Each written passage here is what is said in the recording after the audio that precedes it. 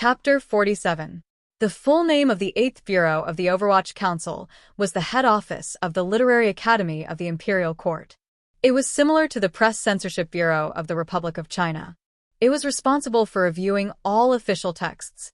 Only articles that passed the 8th Bureau's review were allowed to be published. A few years ago, the head office of the Literary Academy was mostly taken over by the Ministry of Education, but it still had the right to review books privately printed by the people. Therefore, articles that involved depictions of human body art, violent aesthetics, or suggestions for reform without the emperor's permission could not pass the 8th Bureau's review. But no matter the world, people always had a jaw-dropping passion for pornography and politics.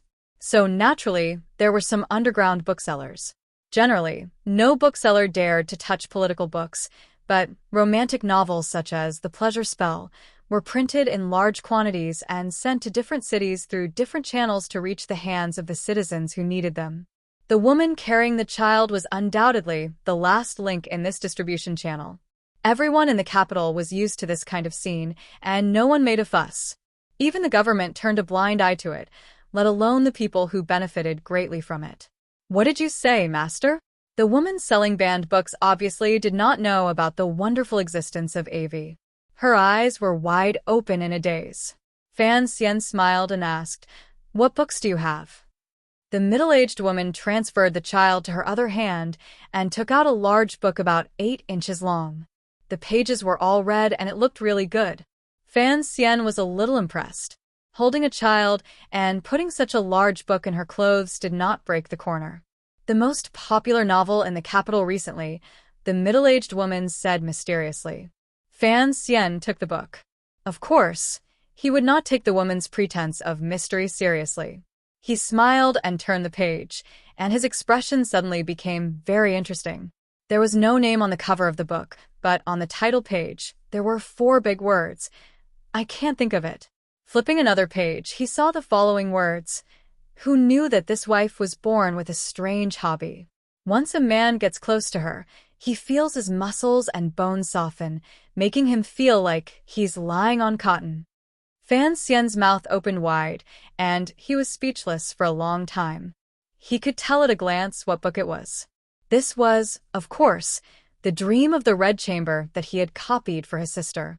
The passage on the title page was from the 21st chapter. It was about Xiaoping, or soft words to save Jialian.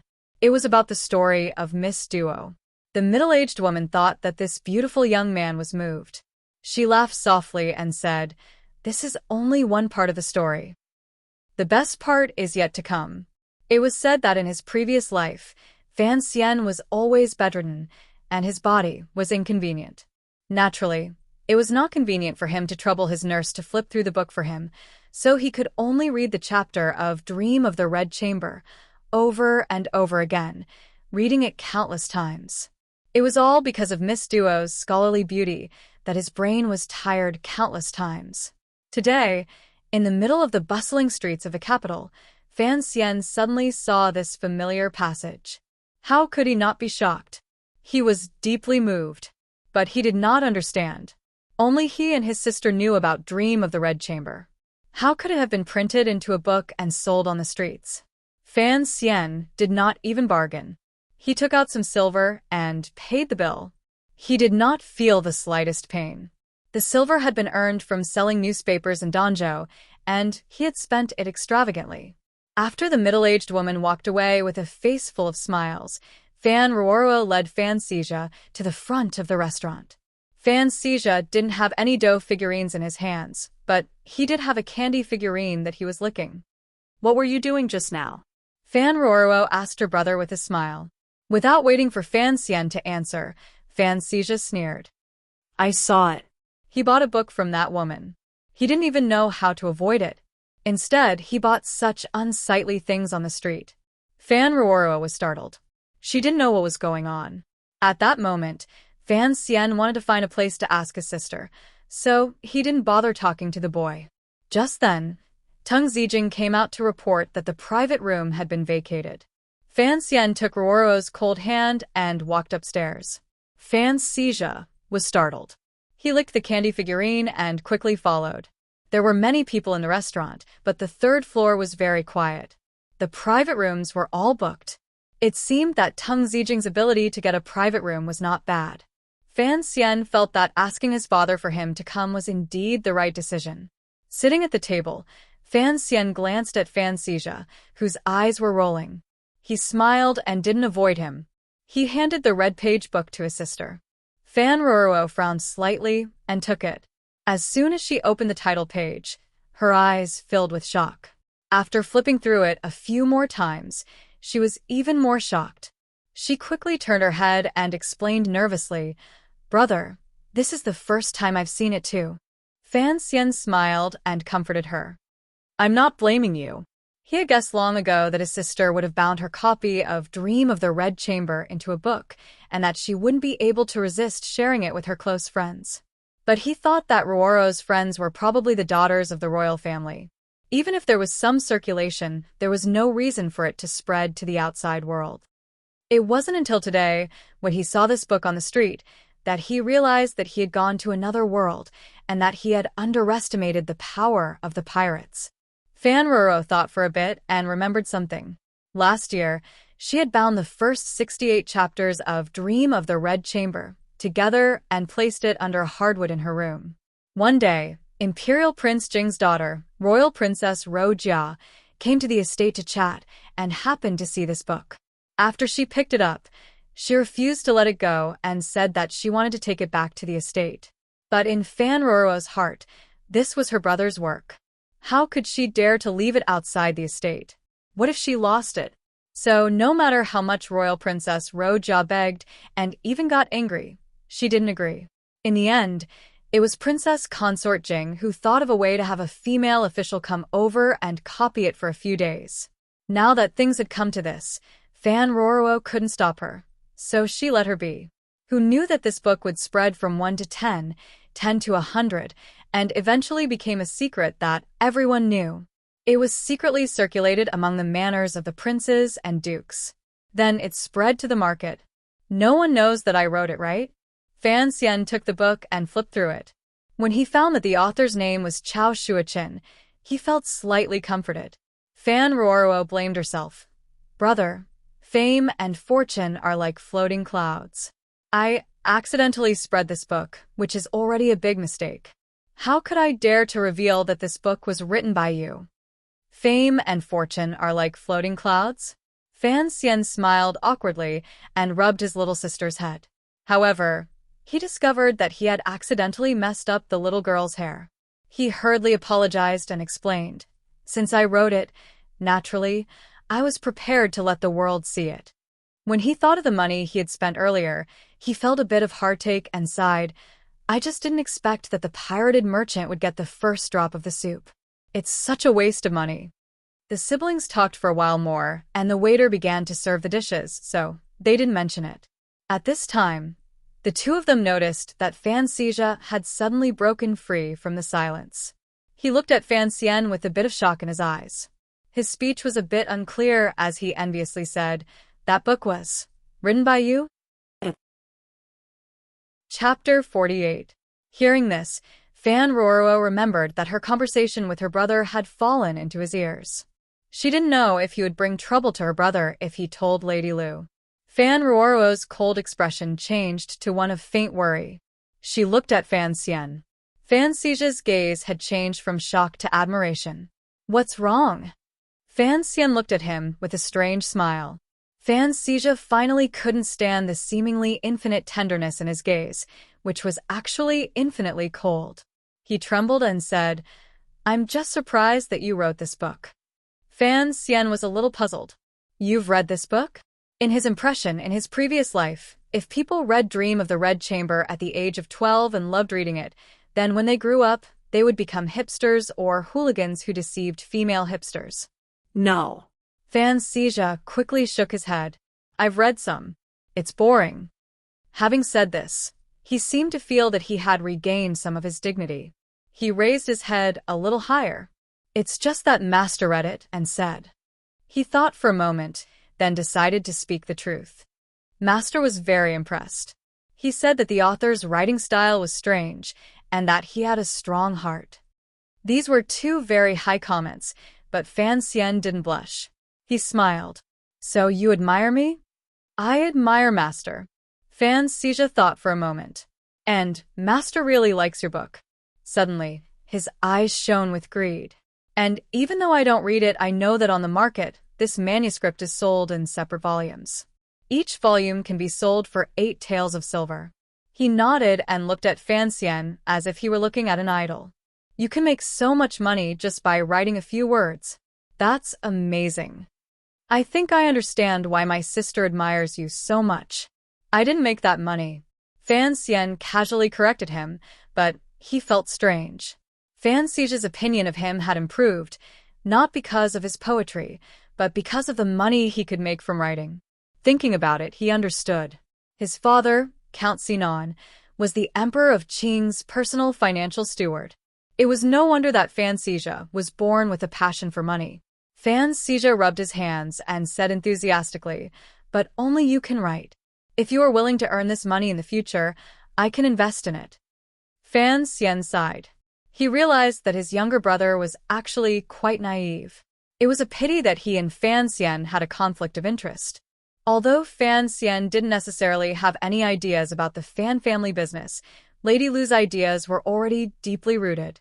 Suddenly, he had a thought and decided to try something. After all, they were brothers connected by blood. It was best to avoid some miserable endings if possible. You still haven't told me why you're following me. Don't you have to go to school today? Fan Xian had already made up his mind, so he was interested in chatting with his half-brother. Although Fan Xija was young, he wasn't an idiot.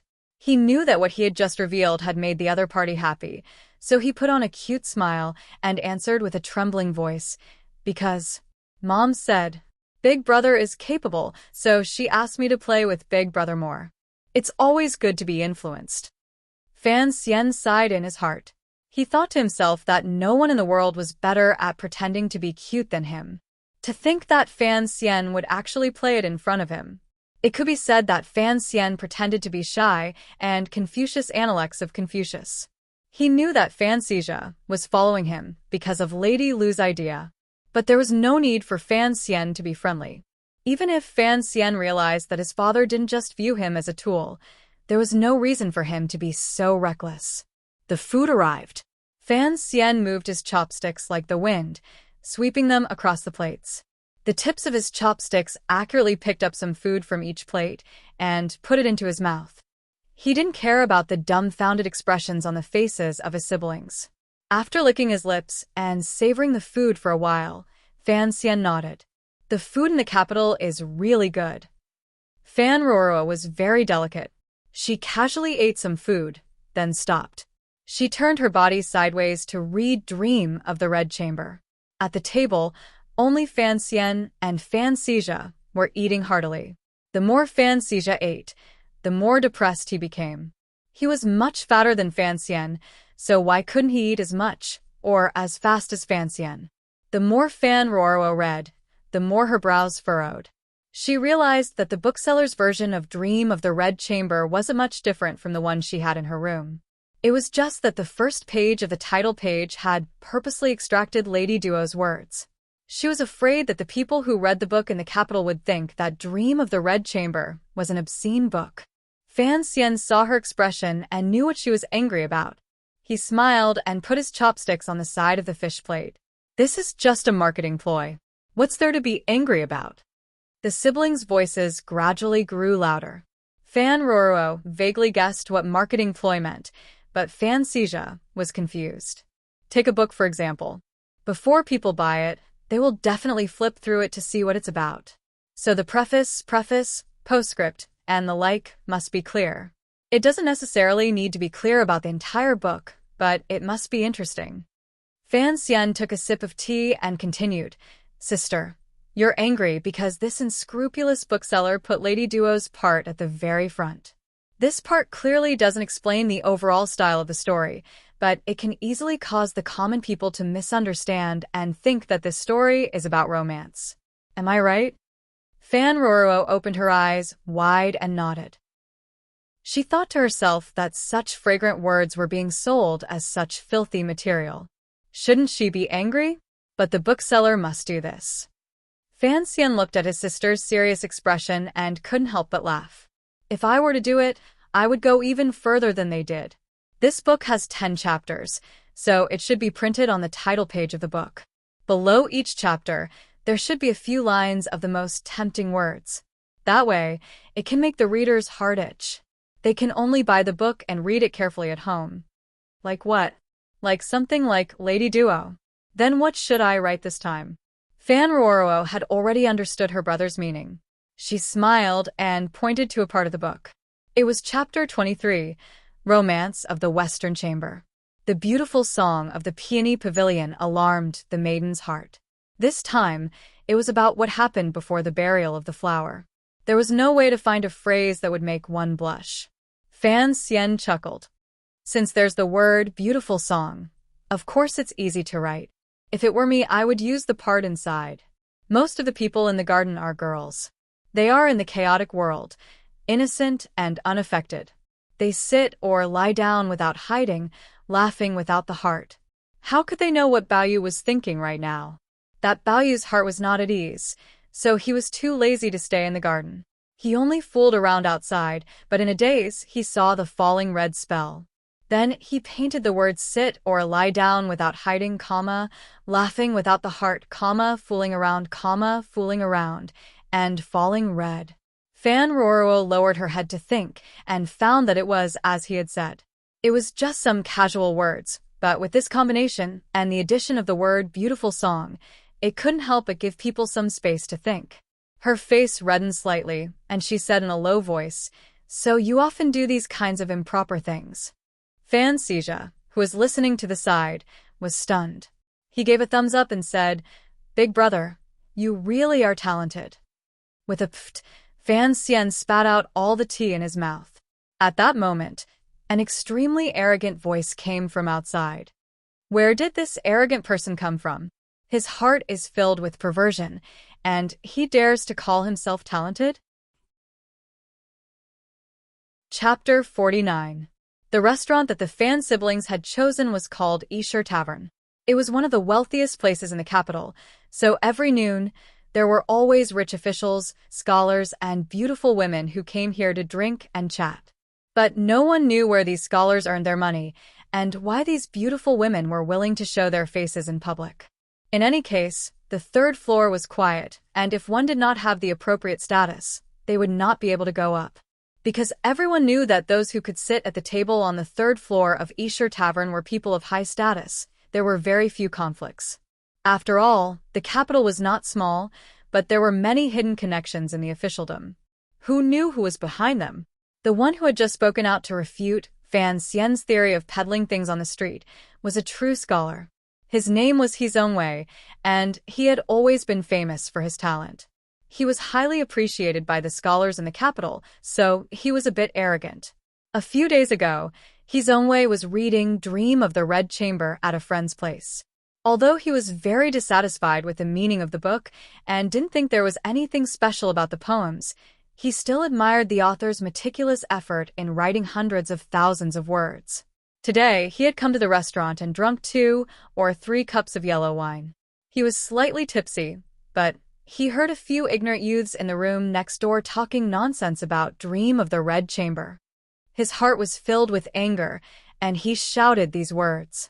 At that moment, the 3 Fan siblings had finished eating and were chatting over tea.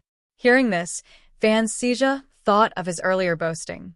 He thought of how they had criticized Fan Xian and how he had lost face. He couldn't help but be angry. He was born into the Fan clan and was extremely noble. He had always run amok on the streets, so he didn't want to be insulted by these pedantic scholars. He lifted the curtain and jumped into the hall on the 3rd floor. Fan Xian thought that since he had just entered the capital, it would be better to keep a low profile. He looked at his sister and asked for her opinion. Fan Ruoro knew what he was thinking. She smiled and shook her head, indicating that Fan Xija wouldn't go too far. Over the past 2 years, Fan Xija had gradually grown older. Under Fan Ruoro's advice, he had become more sensible. Smashing and robbing on the streets had basically disappeared, which was why Fan Xija was so relaxed. Fan Xija rushed into the hall and accurately picked out He Zongwei from the crowd. He walked over to the scholar and snorted. "Were you the one who said that? What if I was?" He Zongwei's skin was dark and his face was prominent. He looked a bit ugly. When he saw someone rushing out from the inner room, he knew that his words had offended someone. However, when he saw the arrogant appearance of the rich and powerful son, his blood rushed to his head. He said coldly, "You're so young, yet you speak so rudely. I wonder which family taught you." Although this gifted scholar, he had a wide circle of friends in the capital, he had never met the 12-year-old Fan Xija, so he was very courageous. Fan Xija was just going to scold him a little, but when he heard the word upbringing, he remembered how his mother usually scolded him. He shouted angrily, "You bastard, whose family are you?" He Zongwei had long forgotten his sister's teachings. He jumped up and slapped the man's face. He Zongwei had never expected that someone would dare to be so tyrannical in a place as elegant as Stone Tavern. He hurriedly took half a step back and dodged the slap. The green scarf on his head was torn, and he looked a bit wretched. The people who sat at the same table as He Zongwei were all rather renowned scholars, and there was even a noble character among them. When he saw this situation, he couldn't help but be furious and said, "You dare to be so impudent in broad daylight. Do you still have any respect for the law?" "Law?" Fan Xija snorted. "I am the law." Having said this, he clenched his fists and continued to punch He Zongwei. Suddenly, a hand reached out from the side and grabbed Fan Xija's thin wrist. Fan Xija felt as if his wrist was being held by a red-hot iron band. The pain seeped into his bones. He couldn't help but cry out. "Why aren't you helping me?" he scolded. His bodyguard moved forward to help, but unexpectedly, his figure swayed. 2 palms landed on his chest and abdomen, and he retreated. The one who had grabbed Fan Xija's wrist was the bodyguard of the gloomy man at the table. This bodyguard looked ordinary, but his eyes shone brightly. He was clearly an expert. "Throw this child away. Don't let him disturb Zongwei's mood," ordered the gloomy man. The expert waved his arm, and Fan Xija was thrown away like a little chick. Fan Xian had thought that Fan Xija would at most argue a little. How could he have known that, in the blink of an eye, the situation had become so serious? But he remembered that his younger brother was young and arrogant. Although Roro said that he had restrained himself, he still couldn't shake off his little debauchee aura. So he thought it would be fine to let him suffer a little. But he had never expected that there would be a master among them, and that this master would be so ruthless. There was a hidden force hidden in that throw. If it wasn't careful, he would end up with broken bones and vomiting blood. No matter how unbearable Fan Xija was, it was a bit too much to use such a method on a 12-year-old child. Somehow, Fan Xian was already outside the door. With a flick of his wrist, he had already grabbed Fan Xija by the collar. Then he used the momentum to turn his body. His right hand twisted clockwise, and Fan Xija began to spin in a circle. 1 circle, 2 circles, 3 circles. Fan Xija's body stopped spinning. His eyes were wide open, and it seemed that he still didn't know what had happened. Fan Xian let go of his hand, and with a bitter smile, handed the still dizzy Xija to Roro. He stepped forward, looked at the expert, and said softly, "My younger brother is young and offended him, but for you to be so heavy-handed, you have gone too far." The people at the table with the scholar snorted. They didn't know what to say. After all, what the scholar said was true. Only the gloomy young man drank his wine with some self-restraint. He didn't even look at Fan Xian. After straightening his headscarf, He Zongwei felt that he was in a sorry state. Looking at the beautiful face of the young man in front of him, he felt an inexplicable anger. It seemed that even his smile was repulsive. He said hatefully, "Such a naughty and mischievous child. Why not punish him a little?" Fan Xian ignored him. He smiled warmly at the expert and then took 2 steps forward.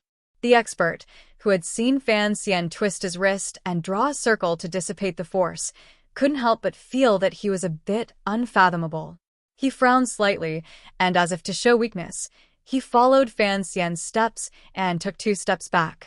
The two of them took 2 steps back, and the figure of Fan Roro, who was wearing a full veil, was revealed. Fan Roro was famous in the capital, and the people in the restaurant had long heard of her name. A few of them had even seen her from afar at the prince's poetry competition. Among them were some of the children of high-ranking officials. They were all surprised and greeted her from a distance. It was only now that the people at the table facing Fan Xian knew who the troublemaker was. They couldn't help but feel a bit anxious. When He Zhongwei saw Fan Roro, his expression changed slightly, as if he wanted to say something. Chapter 50. Teng Zijing hurried up from downstairs. Seeing the scene, he frowned and whispered something into Fan Xian's ear. Only then did Fan Xian realize that the man was Guobaoquan, the only son of the Minister of Rites, Guiyu. He was now a palace and had a bit of a reputation. When the gloomy-faced young man saw Fan Roro, his eyes revealed an expression that Fan Xian loathed. I was wondering which family could be so tyrannical. So it's the son of Count Sinan. Count Sinan had always been favored by the emperor, but his official position was only that of an assistant minister of the 4th rank. Moreover, the children of ordinary officials had no idea of the hidden power of the Fan family.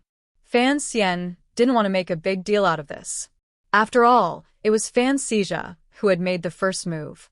And no matter what, the one who spoke first seemed to be a fan of Dream of the Red Chamber. But hearing such teasing words, he couldn't help but frown. Guobaoquan's father was a high-ranking official, and he himself was a palace on good terms with the crown prince. As a result, he had developed an arrogant and condescending temperament. When he saw the rumored icy Fan Roro, he became angry and laughed coldly. How laughable! A mere member of the Fan family dares to use his power to oppress others. How disgraceful! He had always called himself a scholar. With a swish, he opened his folding fan with a certain elegance. The scholars next to him were worried. They had offended Count Sinan and didn't know how to deal with it. Hearing Guobaoquan's words, they hurriedly chimed in, rushing to accuse him of using his power to bully others. None of them felt that they had done anything wrong. Only He Zhongwei, who had caused the trouble, became silent. Refined. Fan Xian saw that the other party's words were threatening, and there was no sign of reconciliation. When he heard that word, he couldn't help but have a hint of mockery in his reply. A scholar cannot be learned without learning, and cannot be learned without ambition. Look at you so-called scholars. Instead of studying in the academy, you come to Yishur Tavern to drink and make merry. What is your aim? Where is your refinement? Apart from Guobaoquan, the rest of the people at the table were scholars of great talent. When they heard this, their faces changed. A scholar scolded, "Don't think you can use your Fan family's power to speak so impudently." Fan Xian frowned slightly. He had originally thought that his side was not so bold and confident, but seeing the faces of these scholars, he couldn't help but feel disgusted. "You say that the Fan family uses its power to bully others," he said. "I dare not defend myself. On the other hand, all of you are sitting at this table, drinking wine and chatting merrily with the son of the current minister of the imperial court. You are really not afraid of power and are proud of yourselves. I really admire you." The meaning behind these gentle words couldn't be any clearer. Everyone in the building quietened down. The people sitting at the same table as Guobaoquan were furious and were about to argue. Guobaoquan waved his fan twice and was about to open his mouth to teach this young man a lesson. However, Fan Xian's personality was actually a bit strange. He appeared to be gentle, but once he was unhappy, he liked to make others unhappy. Furthermore, he didn't like to give the other party any leeway to retaliate or talk back. So, he didn't wait for the minister of the imperial court son to speak. He pointed at the fan in Guobaoquan's hand and smiled. "When I first came to the capital, I saw all the scholars playing around all day. They were all skin and bones, and yet they still had to use a fan to fan themselves. Is that what they call strength of character? That kind of strength of character is something I would never dare to learn." Guobaoquan had been in and out of the royal palace and was friends with the crown prince. He had never been treated like this. He was so angry that he put away the fan in his hand and slammed it on the table.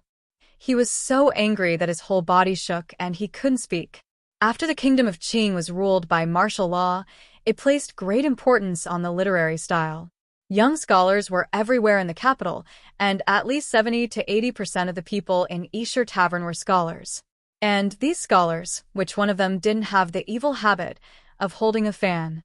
Hearing Fan Xian's loaded words about strength of character, not only did the people at Hizongwei's table fly into a rage, but everyone else on the third floor also stood up. In reality, Fan Xian had always disliked these so-called scholars. He had a feeling for them, and as someone who had lived 2 lives, he was naturally more free and unrestrained, so he blurted it out.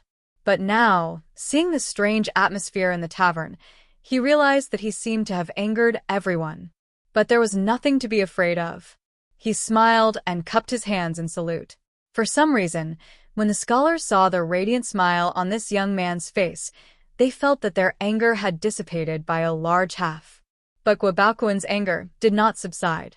Gnashing his teeth, he threw his fan on the table and gave the signal to attack.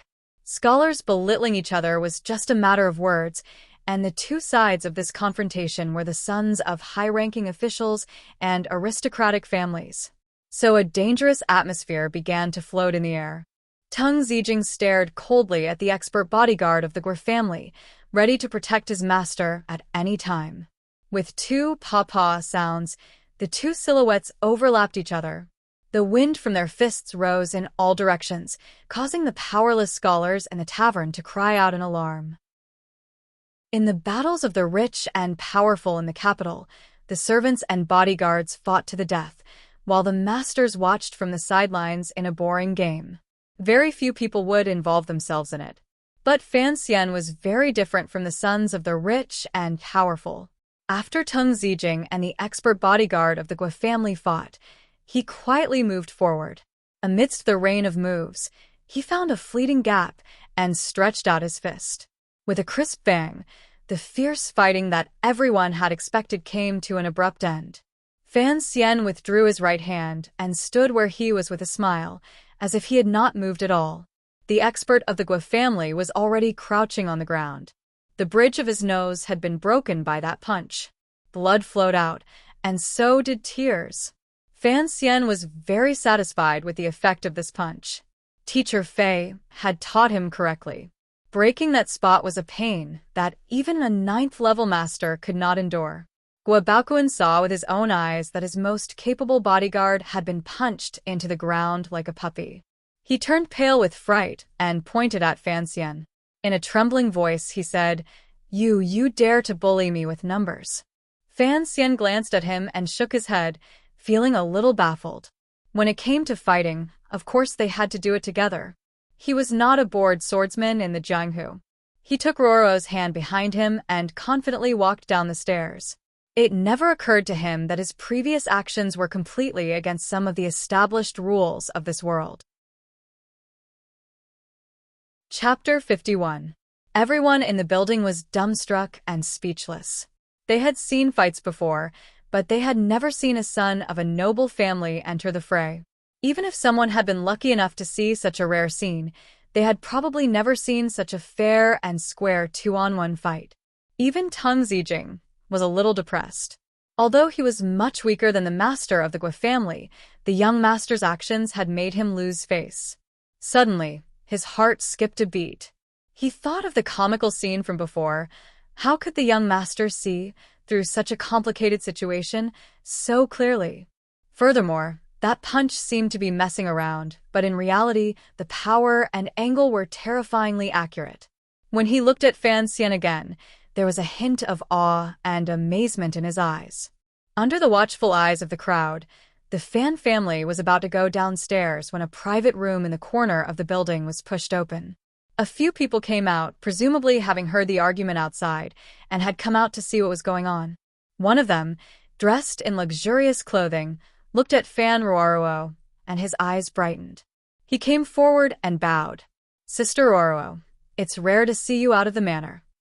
The newcomer was handsome, with thick eyebrows and clear eyes, a straight nose, and thin lips.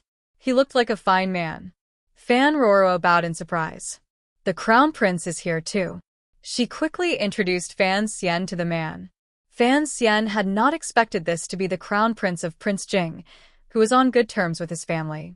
Prince Jing and the Fan family had always been on good terms, so he had a good understanding of their family. As soon as Fan Roro introduced him, the Crown Prince immediately guessed who Fan Xian was and couldn't help but feel slightly surprised. He saw that Fan Xian's speech was neither servile nor overbearing, and that there was an indescribable self-confidence in his bones. The smile on his face was warm and amiable, and he couldn't help but feel very comfortable. At that moment, the palace, Guobaoquan, also came to pay his respects to the Crown Prince. Someone else told the Crown Prince about the small conflict between the Gua and Fan families. After hearing this, the Crown Prince was greatly interested. He asked Fan Xian, "Brother, you seem to have a problem with scholars. Everyone can study, and everyone is a scholar," Fan Xian replied, bowing to the Crown Prince. In his mind, there was no concept of class division in this era, and he didn't think that reading a few stereotype sentences would make him a person who transcended the common people of industry and commerce. "I also study. How would I dare to have an opinion about scholars? It's just that," he smiled and continued, "I just have a problem with the so-called gifted scholars." As soon as he said this, everyone in the building revealed a curious expression. They wanted to see what this disciple of a noble family who used blackboxing would say. Even the Crown Prince asked with great interest, "Brother, why do you look down on the so-called gifted scholars?" The Crown Prince was rather polite, but because Fan Xian had not formally acknowledged his ancestry, he could only call him brother and not mention anything else. At least, he did not mention his surname. Fan Xian understood the rules of this society very well, and was not angry at all. He smiled and explained, "The reason why I have a problem with scholars is because I feel that there is something wrong with the way things are nowadays. It seems that if a scholar is willing to go to a brothel, he will become a scholar. I'm afraid this scholar has too much cosmetics and too little scholarly air. It won't be beneficial to the country, but it will benefit those women instead." Although his words were somewhat bitter, they were not malicious. It sounded more like a joke. The Crown Prince's heir laughed, and the people in the restaurant also laughed. This matter was considered to have been resolved.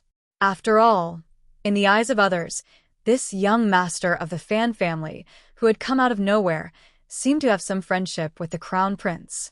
As for Guobaoquan's side, it seemed that they were no match for Fan Xian in a fight, and they were no match for him in an argument either. They could only reluctantly drop the matter.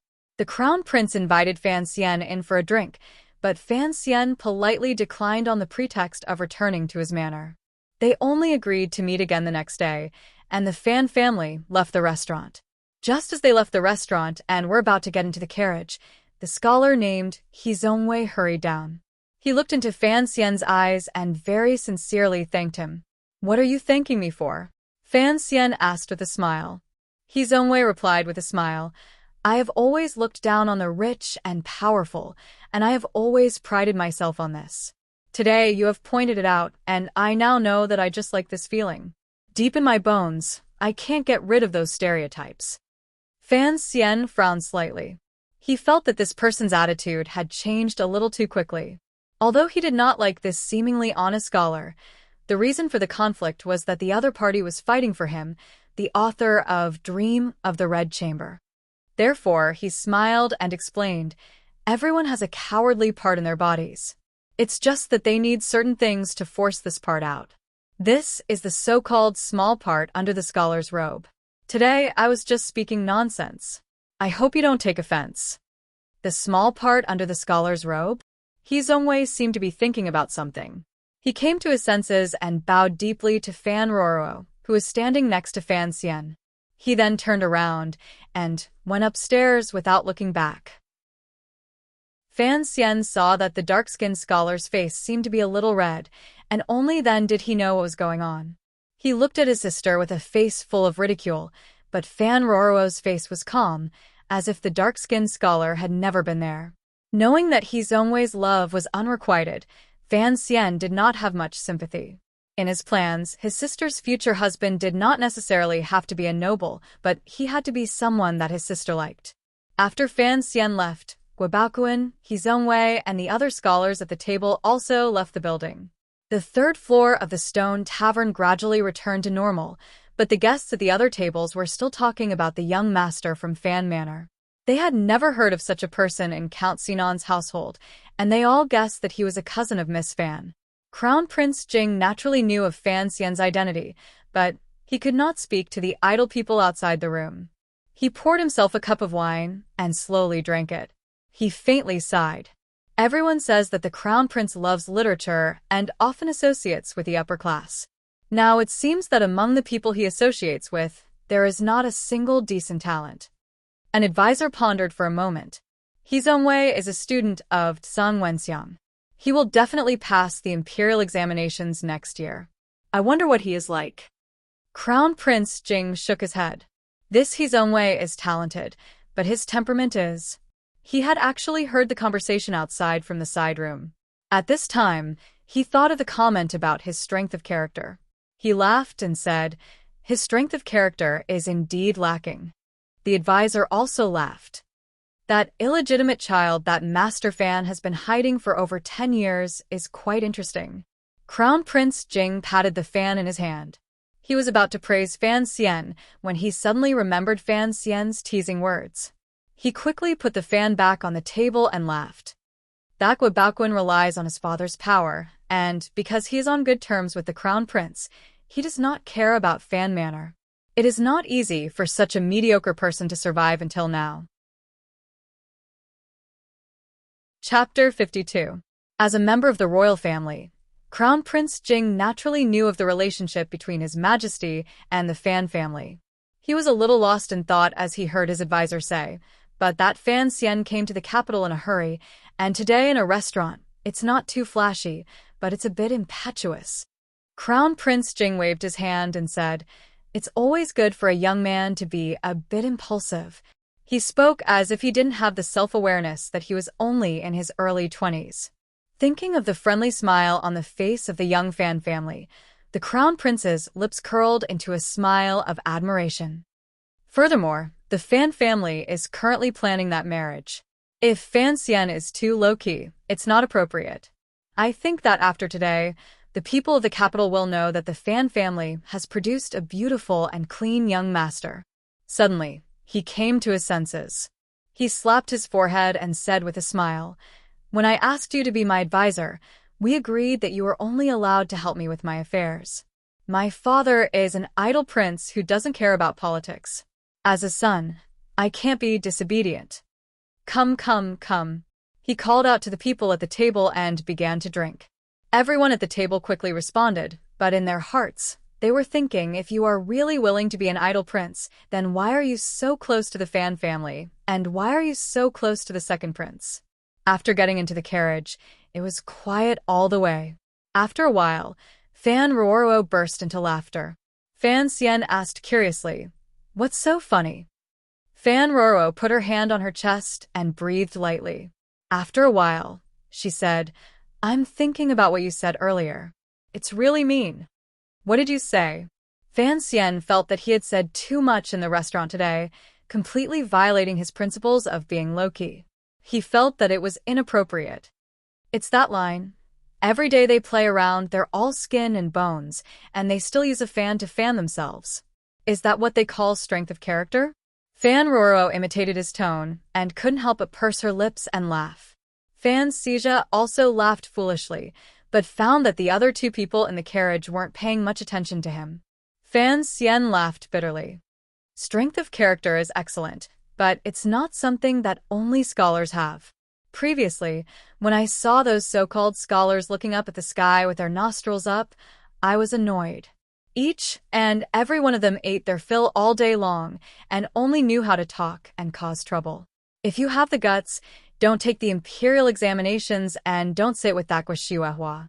When it comes to matters of power and nobility, we should knock them down and step on them.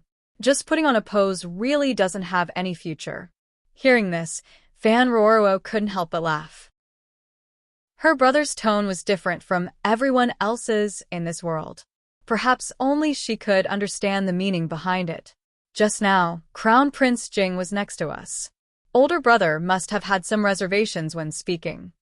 Fan Roro really wanted to know what her older brother truly thought of these scholars. No, but my tone is much more gentle. Fan Xian smiled. I'm not opposed to places like brothels, and I don't think a gifted scholar can't go there. But I've always felt that a brothel customer is a brothel customer. If he goes to a brothel and still wants to pretend to be a scholar, then he's just like a prostitute, extremely hypocritical. In her mind, her brother was a true scholar. Didn't his words include himself? Fan Xian laughed. There are no outsiders here. He suddenly looked at his sister. Remember, girl. Marry anyone, but don't marry a scholar. Fan Xian laughed. After all, there are no outsiders here. He suddenly looked at his sister seriously. Remember, girl. Marry anyone, but don't marry a scholar. Fan Xian laughed. There are no outsiders here. He suddenly looked at his sister. Remember, girl. Marry anyone, but don't marry a scholar. That, he's own way. What is he doing now? Fan Xija rushed to answer. He's a student of the Imperial College. He comes from a poor family, but it is said that he is a student of scholar Sun Wenxiang of the Library of the Virtuous. He's always had a bit of a reputation, and he's composed a few poems. Everyone expects him to be in the top 3 in next year's imperial examinations. Fan Xian frowned and said to his sister, he looks honest, but he's actually very patient and good at acting. I don't like people with that kind of personality. You have to be careful in the future and try not to interact with him. Ruoro nodded without hesitation. In her mind, Fan Xian was her brother, her teacher, and the person she could rely on the most. Fan Xian was thinking about that dark-faced scholar called He Zhongwei. Since he was already a famous scholar in the capital, if he wanted to join a noble family, he should have many options. If it wasn't for his sister, he wouldn't have had to jump out earlier. Was he trying to leave a good impression? Fan Xian's lips curled into a smile. To be able to discover his identity and position in Ruoro's heart in such a short time, it seemed that this so-called scholar was not simple. He turned his head and saw Fan Xija, who was leaning against the window, looking out. Fan Xian felt a slight chill in his heart. He said to Ruoro, go back to the manor with him later. I'm going to walk around the capital for a while. Fan Xija turned his head from the window, his face a little blank. Fan Xian looked at his face and thought of how he had faced assassination attempts when he was 12 years old. He also thought of the fact that the man was only a 12-year-old child and had been dragged into these dangerous things. He couldn't help but sigh. You're so young. I really don't know what to say. Fan Xija hid behind his sister in fear. He had always been bold, but for some reason, every time he saw the gentle smile on Fan Xian's face, he felt a little afraid. What are you talking about? Fan Xian had originally thought that the conflict in the restaurant had been deliberately provoked by the young man in front of him in order to expose a very bad side of himself in front of Crown Prince Jing. He knew that the opinion of Crown Prince Jing would play a role in the future inheritance of the Fan Manor, because he was the one who had chosen the restaurant, and he was the one who had caused the trouble. But now, seeing the blank expression on Fan Xija's face, he couldn't help but doubt his own judgment. Could it be that everything that had happened in the restaurant was just a coincidence? The carriage slowly moved forward. Fan Xian knew that of the 6 guards who had accompanied him and his sister, at least 2 of them were from the Liu family, so he didn't say anything. Fan Roro had been calm the whole time. She lowered her head in silence, thinking of the things that had happened at home and feeling a little depressed. The carriage arrived at the main street in front of the Fan Manor. Ruoro led her brother back to the manor, while Fan Xian continued his one-day tour of the capital. Fan Ruoro had wanted to go with him, but thinking of what he had to do later, he could only smile and decline. He looked at Fan Xija again and told him not to tell anyone about Dream of the Red Chamber, but he wasn't sure if he would listen. Teng Zijing sat in the carriage, looking at his young master. He didn't know when, but Teng Zijing had decided that he would have a bright future if he followed this 16-year-old young master. Perhaps it was because the spring in Danzhou made one's imagination go wild, or perhaps he had been influenced by the young man in front of him, Or perhaps the two of them had reached some sort of agreement. Fan Xian thought for a moment, then rested his chin on his hand. I asked my father to bring you here. I don't think you'll have a chance to make a name for yourself in the near future. Don't blame me. Teng Zijing smiled and replied respectfully, Young master is not an ordinary person. Of course, following the young master will bring benefits. Fan Xian laughed. What's so unusual about me?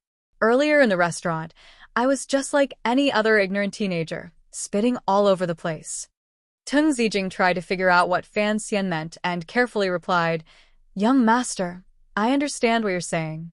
I don't think this has anything to do with the young master. The carriage had already stopped, and a cool breeze blew in through the curtains, making one feel refreshed. Fan Xian looked at Teng Zijing and said gently, I also hope this has nothing to do with him. Chapter 53. Along the way, Fan Xian had arranged for Teng Zijing to sit in his carriage, so these words were not hidden from him. Frowning, he said, This is too much of a coincidence. I had just arrived in the capital, and I shouldn't have gotten into a fight with anyone. Yet Xija followed me all day, and when the fight broke out in the restaurant, Crown Prince Jing happened to be there. This kind of coincidence is hard to explain. Teng Zijing laughed. The young master may be rude and unreasonable, but he is not a bad person. The second wife would not dare let him handle such a thing. He continued, The second wife only has one son, and he is not good at studying or martial arts. All he does is eat and drink and go around showing off. So the second wife looks down on him. A bitter smile appeared on Fan Xian's lips. It's precisely because she knows her son can't be helped that Lady Lu is so cruel to me. Mothers seem to be very stubborn. Lady Lu, she wants the outside world to think that the illegitimate son of the Fan family is just an incompetent, hedonistic son. Teng Zijing said, Perhaps you don't know this, but whenever the young master goes out, he always causes trouble. So the second wife has him follow you out. She doesn't need to make any arrangements, and you will naturally get caught up in the fight. So you mean that if I go out with him, I will naturally become a hedonistic son in the eyes of the world? Correct. Teng Zijing smiled. The second wife's idea is simple, but it seems to be very effective. Fan Xian laughed. This Lady Lu is very interesting. She actually thinks that Xija is a black ink pot, and that she might as well mix them together. Interesting. I just didn't expect Crown Prince Jing to be in the restaurant, Teng Zijing replied. Young master, you handled the situation appropriately. Although your words seem to have offended some of the scholars, all scholars are proud and aloof. The people of the capital may think that you are arrogant, but it is better than thinking that you are incompetent. Is creating public opinion really that important? Fan Xian laughed. Is the Fan family really that popular? Is Lady Lu really that simple-minded as a pure woman? He looked at Teng Zijing. These are all problems, but they are not my problem. Teng Zijing asked curiously, Young master, what is your problem? Fan Xian's beautiful face was distressed. My problem is, to this day, I still don't know what my fiancée looks like and whether or not she's really sick to death. The carriage stopped at an alley on the side of Tianhe Street. Looking into the distance, the government offices of the various departments were still open for business. The eaves of the buildings were like phoenixes, pointing to the sky. At the furthest point, there was a square house with nothing special, standing there, looking very gloomy. Fan Xian did not let Teng Zijing follow him. Although it seemed that Teng Zijing had already made up his mind to bet his future on Fan Xian knew that he was not Song Qili. He did not have the ability to subdue people. After all, Teng Zijing was his father's personal follower, so there were some things that Fan Xian could not let him know. In front of a stall selling tonghalu, he confirmed the location of the Overwatch Council. He bought a stick and chewed on it as he walked, chewing on it until his teeth were about to fall off. It was so satisfying. Passing by a bookstore, he walked in and looked around. He found that it was filled with historical collections that had been read countless times. He called over the clerk and asked in a low voice, Do you have Story of the Stone? A strange smile appeared on the clerk's face, and he replied in a very low voice, Please follow me, sir. There was no need to avoid people. In a small compartment next to the main hall, the clerk took out a set of books and handed them to Fan Xian. Fan Xian took a look. It was exactly the same as the one he had bought from the Annie earlier that day. He nodded in satisfaction and paid for the book. Leave the books here. Someone from Fan Manor will come to pick them up later. The first book had already been taken back to Fan Manor by his sister. These books were too heavy for him, so Fan Xian planned to have the servants come to pick them up later. The clerk was troubled. Which Fan Manor? Count Sinan's manor. Fan Xian wondered if there were more Fan Manors. He really didn't know. The Fan clan was a large clan in the capital, and Count Sinan was only a concubine. It was only in the last decade or so that because of the old lady, they had flourished and become the most famous of the Fan clan. The clerk replied respectfully, wrapped up the books, and put them on the counter. Fan Xian casually asked a few more questions about how the book was selling. After getting the answers, he cursed the bootleg bookseller in his heart. Seeing that the customer did not leave immediately after buying the books, the clerk could only smile and chat with him. During this question and answer, the tip of Fan Xian's ears moved imperceptibly. As he smiled and chatted with the clerk, he slowly circulated his jinqi. His hearing suddenly became more acute, and he immediately found the sound he was looking for in the quiet environment of the bookstore. Their breathing was different from that of the common people.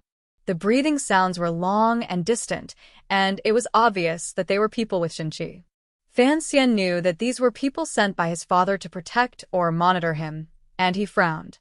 The clerk saw the customer suddenly frown. Although he felt that the frown of this beautiful young man was also very beautiful, he thought that he had said something wrong and couldn't help but feel uneasy. Leaving the bookstore through the back door, Fan Xian confirmed that he had successfully shaken off the two attendants behind him. He felt a little proud of himself, thinking about the things he had learned from Fei Jia when he was young. Apart from using poison, he had also learned anti-stalking skills. They had finally come in handy. He followed the crowd on Tiana Street, walking along the flagstones, looking at the buildings on both sides of a street. These buildings were ancient, especially in front of them. On each side of the road was a gentle stream of water. If one wanted to get to the yamen from the road, they would have to cross the small wooden bridge over the stream. The water was as smooth as a mirror, reflecting the shadow of the bridge and the branches of the green trees that stretched over the water. It looked very serene and beautiful. Occasionally, petals from the peach blossom bushes in the distance would be blown off by the wind, floating on the water. He walked along the side of the road, looking at the falling water under his feet. A satisfied smile appeared on his lips. In the few days he had been in the capital, he had always thought about complicated things. It was a far cry from his original intention of experiencing life, and his mind was a little tired. Now that he had been refreshed by the capital's spring scenery, he suddenly felt much better. Arriving at the entrance of the Overwatch Council, Fan Xian frowned as he looked at the limestone building. He felt that this yamen was a little too ugly and did not match the antique buildings around it. But when he thought of Fei Jia's ugly face, he had no choice but to admit it. It was true that the building suited the person. Walking into the building, Fan Xian found it strange that the officials and passers-by all around him were looking at him. Or rather, they were looking at him with strange eyes. He carefully looked at himself to make sure that there was nothing that could attract attention, and then he raised his head, but the curious gazes around him did not change. Chapter 54. Grabbing hold of a passing scribe, Fan Xian looked at his lifeless face. For some reason, Fan Xian felt a little nervous, but at the same time, he felt a sense of familiarity. It was as if he had found the old comrade Fei Jia. He smiled sweetly and greeted him. Hello. The owner of the lifeless face, like the rest of the people in the Overwatch Council, looked at Fan Xian with a strange expression. After a while, he said, Hello. These two words were said a little stiffly. Fan Xian swallowed and smiled. This is very presumptuous of me, but why is everyone staring at me? The man laughed, revealing his pale, white teeth. He found this young man with a shy smile very interesting. He asked, If a stranger suddenly appeared in a place where no stranger had ever entered, wouldn't everyone stare at him? Fan Xian suddenly understood, but then he was confused. Isn't this the Yamen of the Overwatch Council? Has no stranger ever come to the government to handle official business? The man pointed outside the door and kindly explained, "Look over there." Fan Xian took a look and saw that there was no one at the entrance of the Overwatch Council.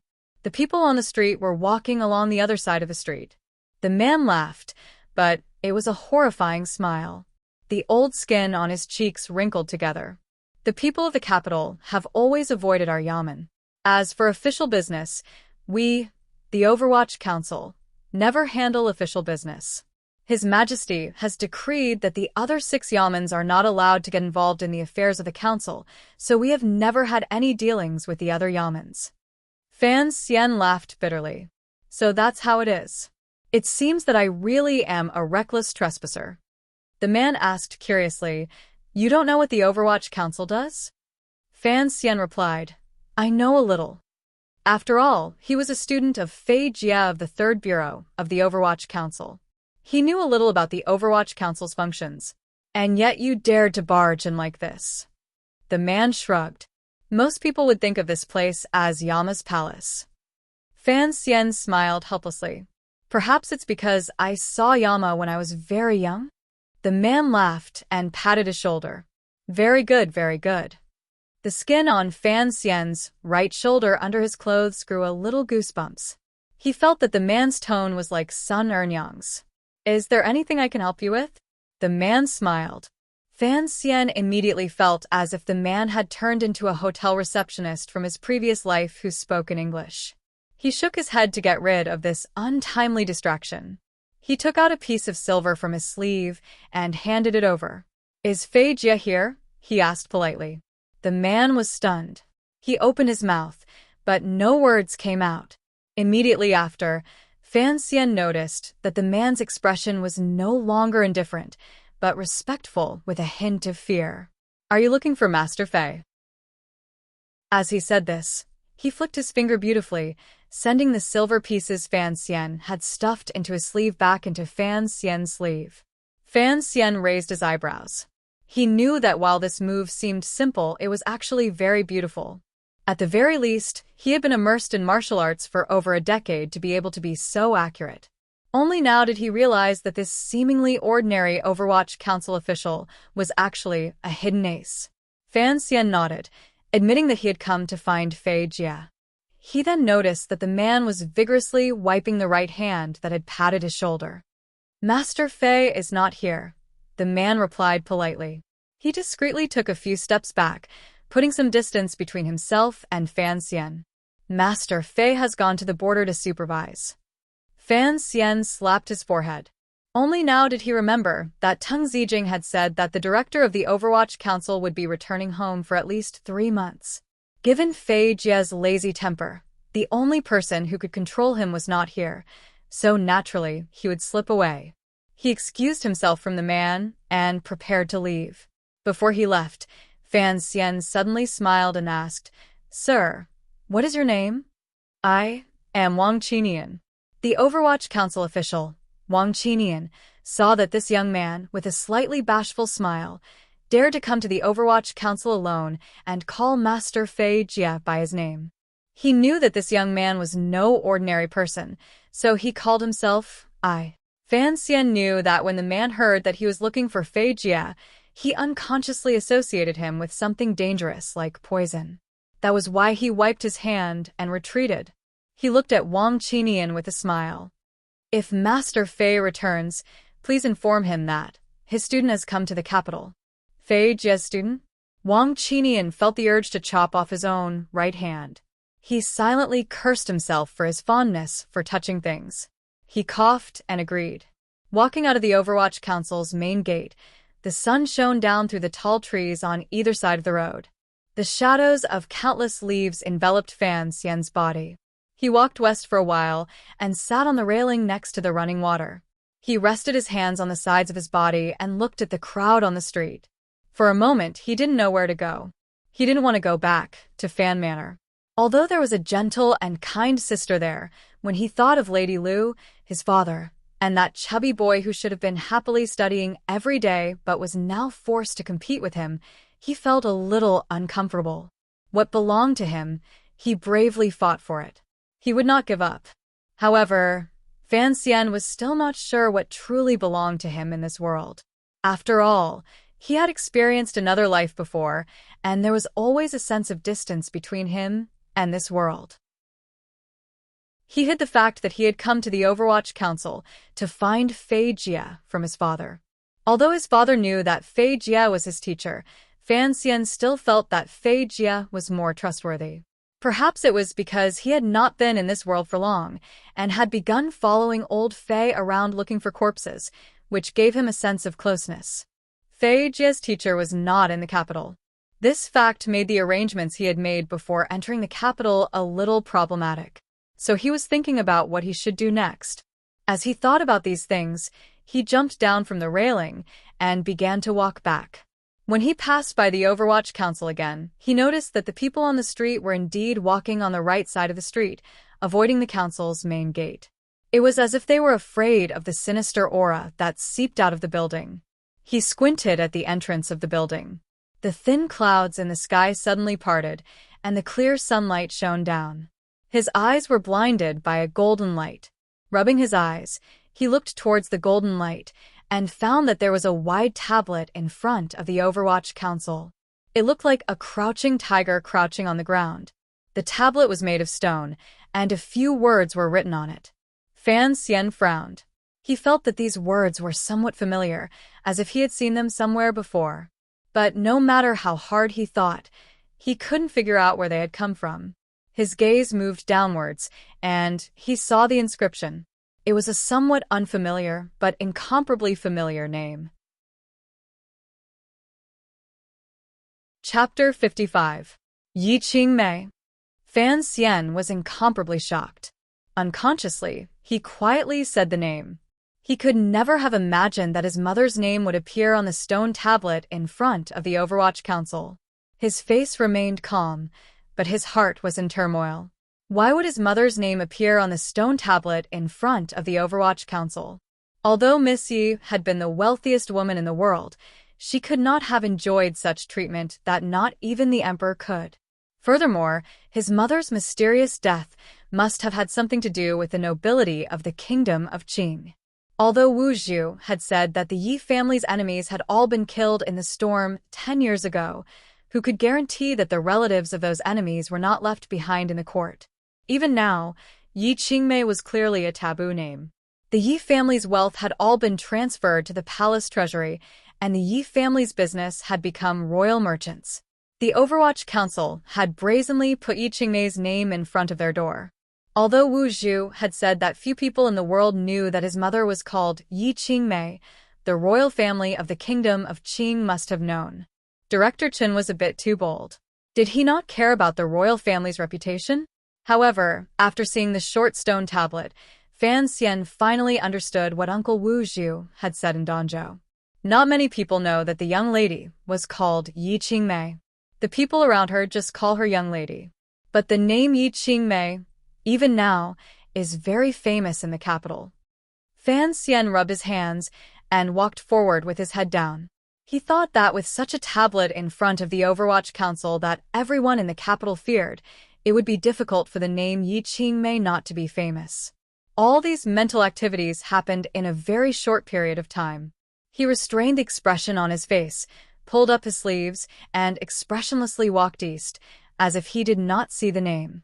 It was because he saw the tablet that Fan Xian could not help but think of the Prime Minister's daughter he was about to marry.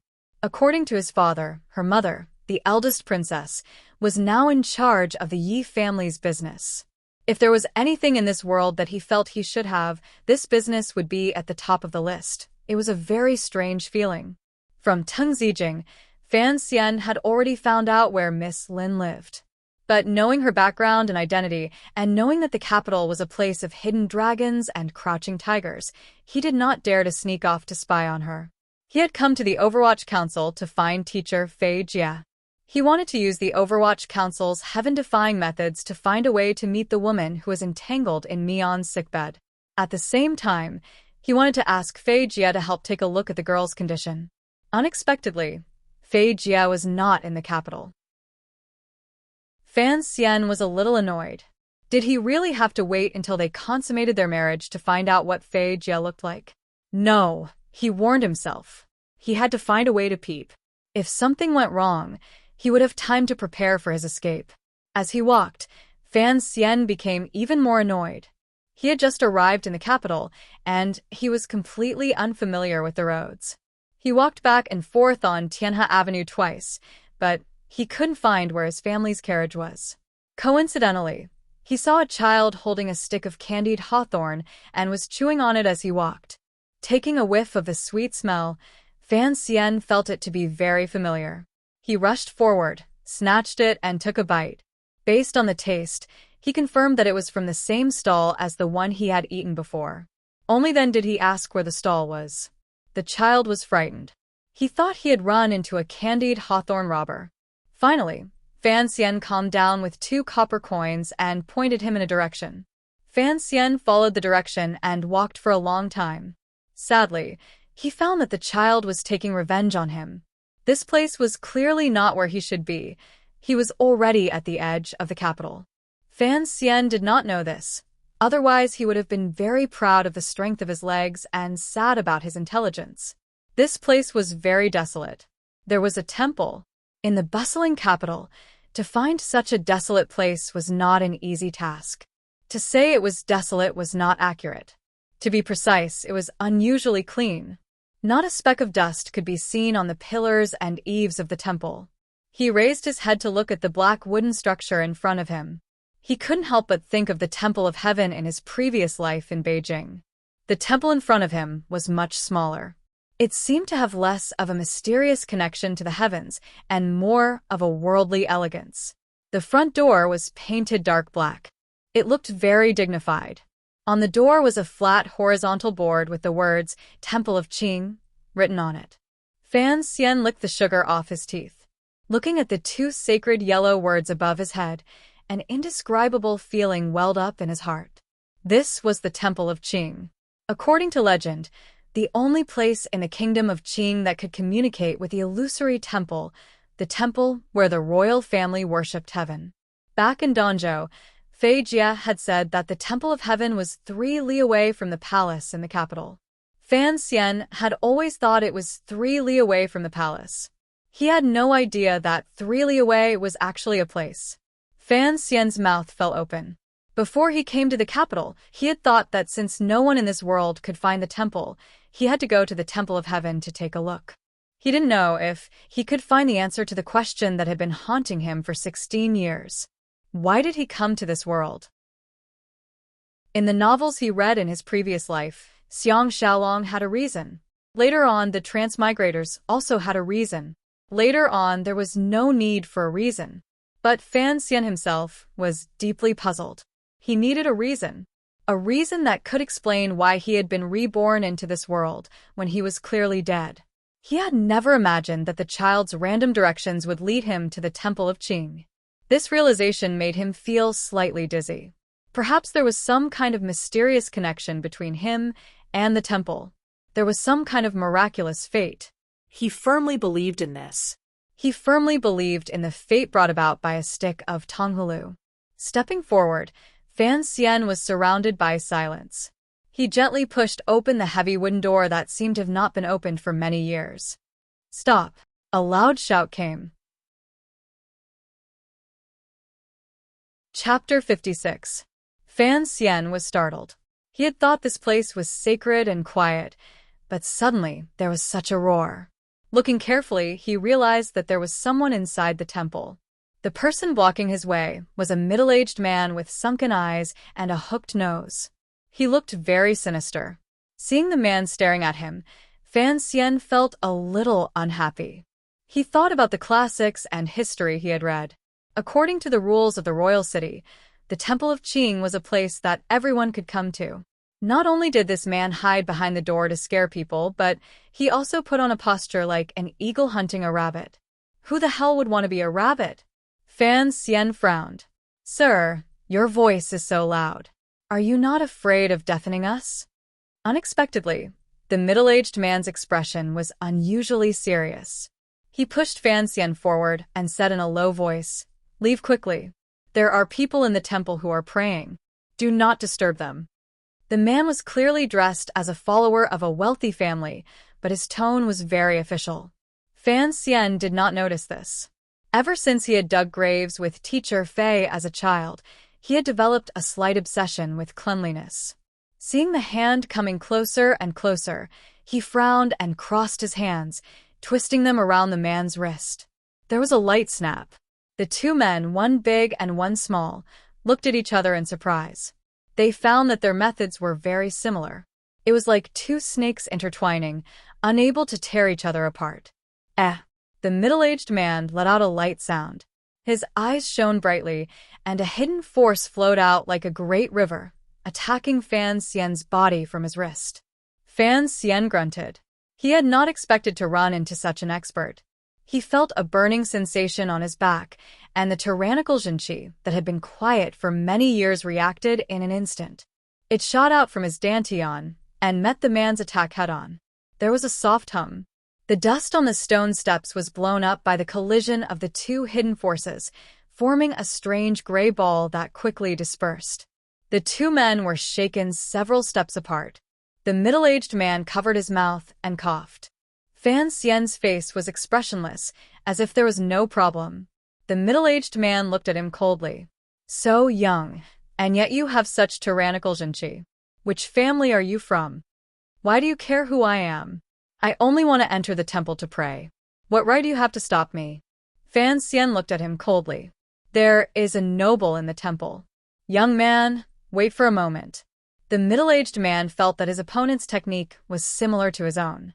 He thought that his opponent might be a disciple of some great family in the capital, and that he was acquainted with him. That was why he gradually dispersed the killing intent in his heart. A hint of a smile flashed in Fan Xian's eyes.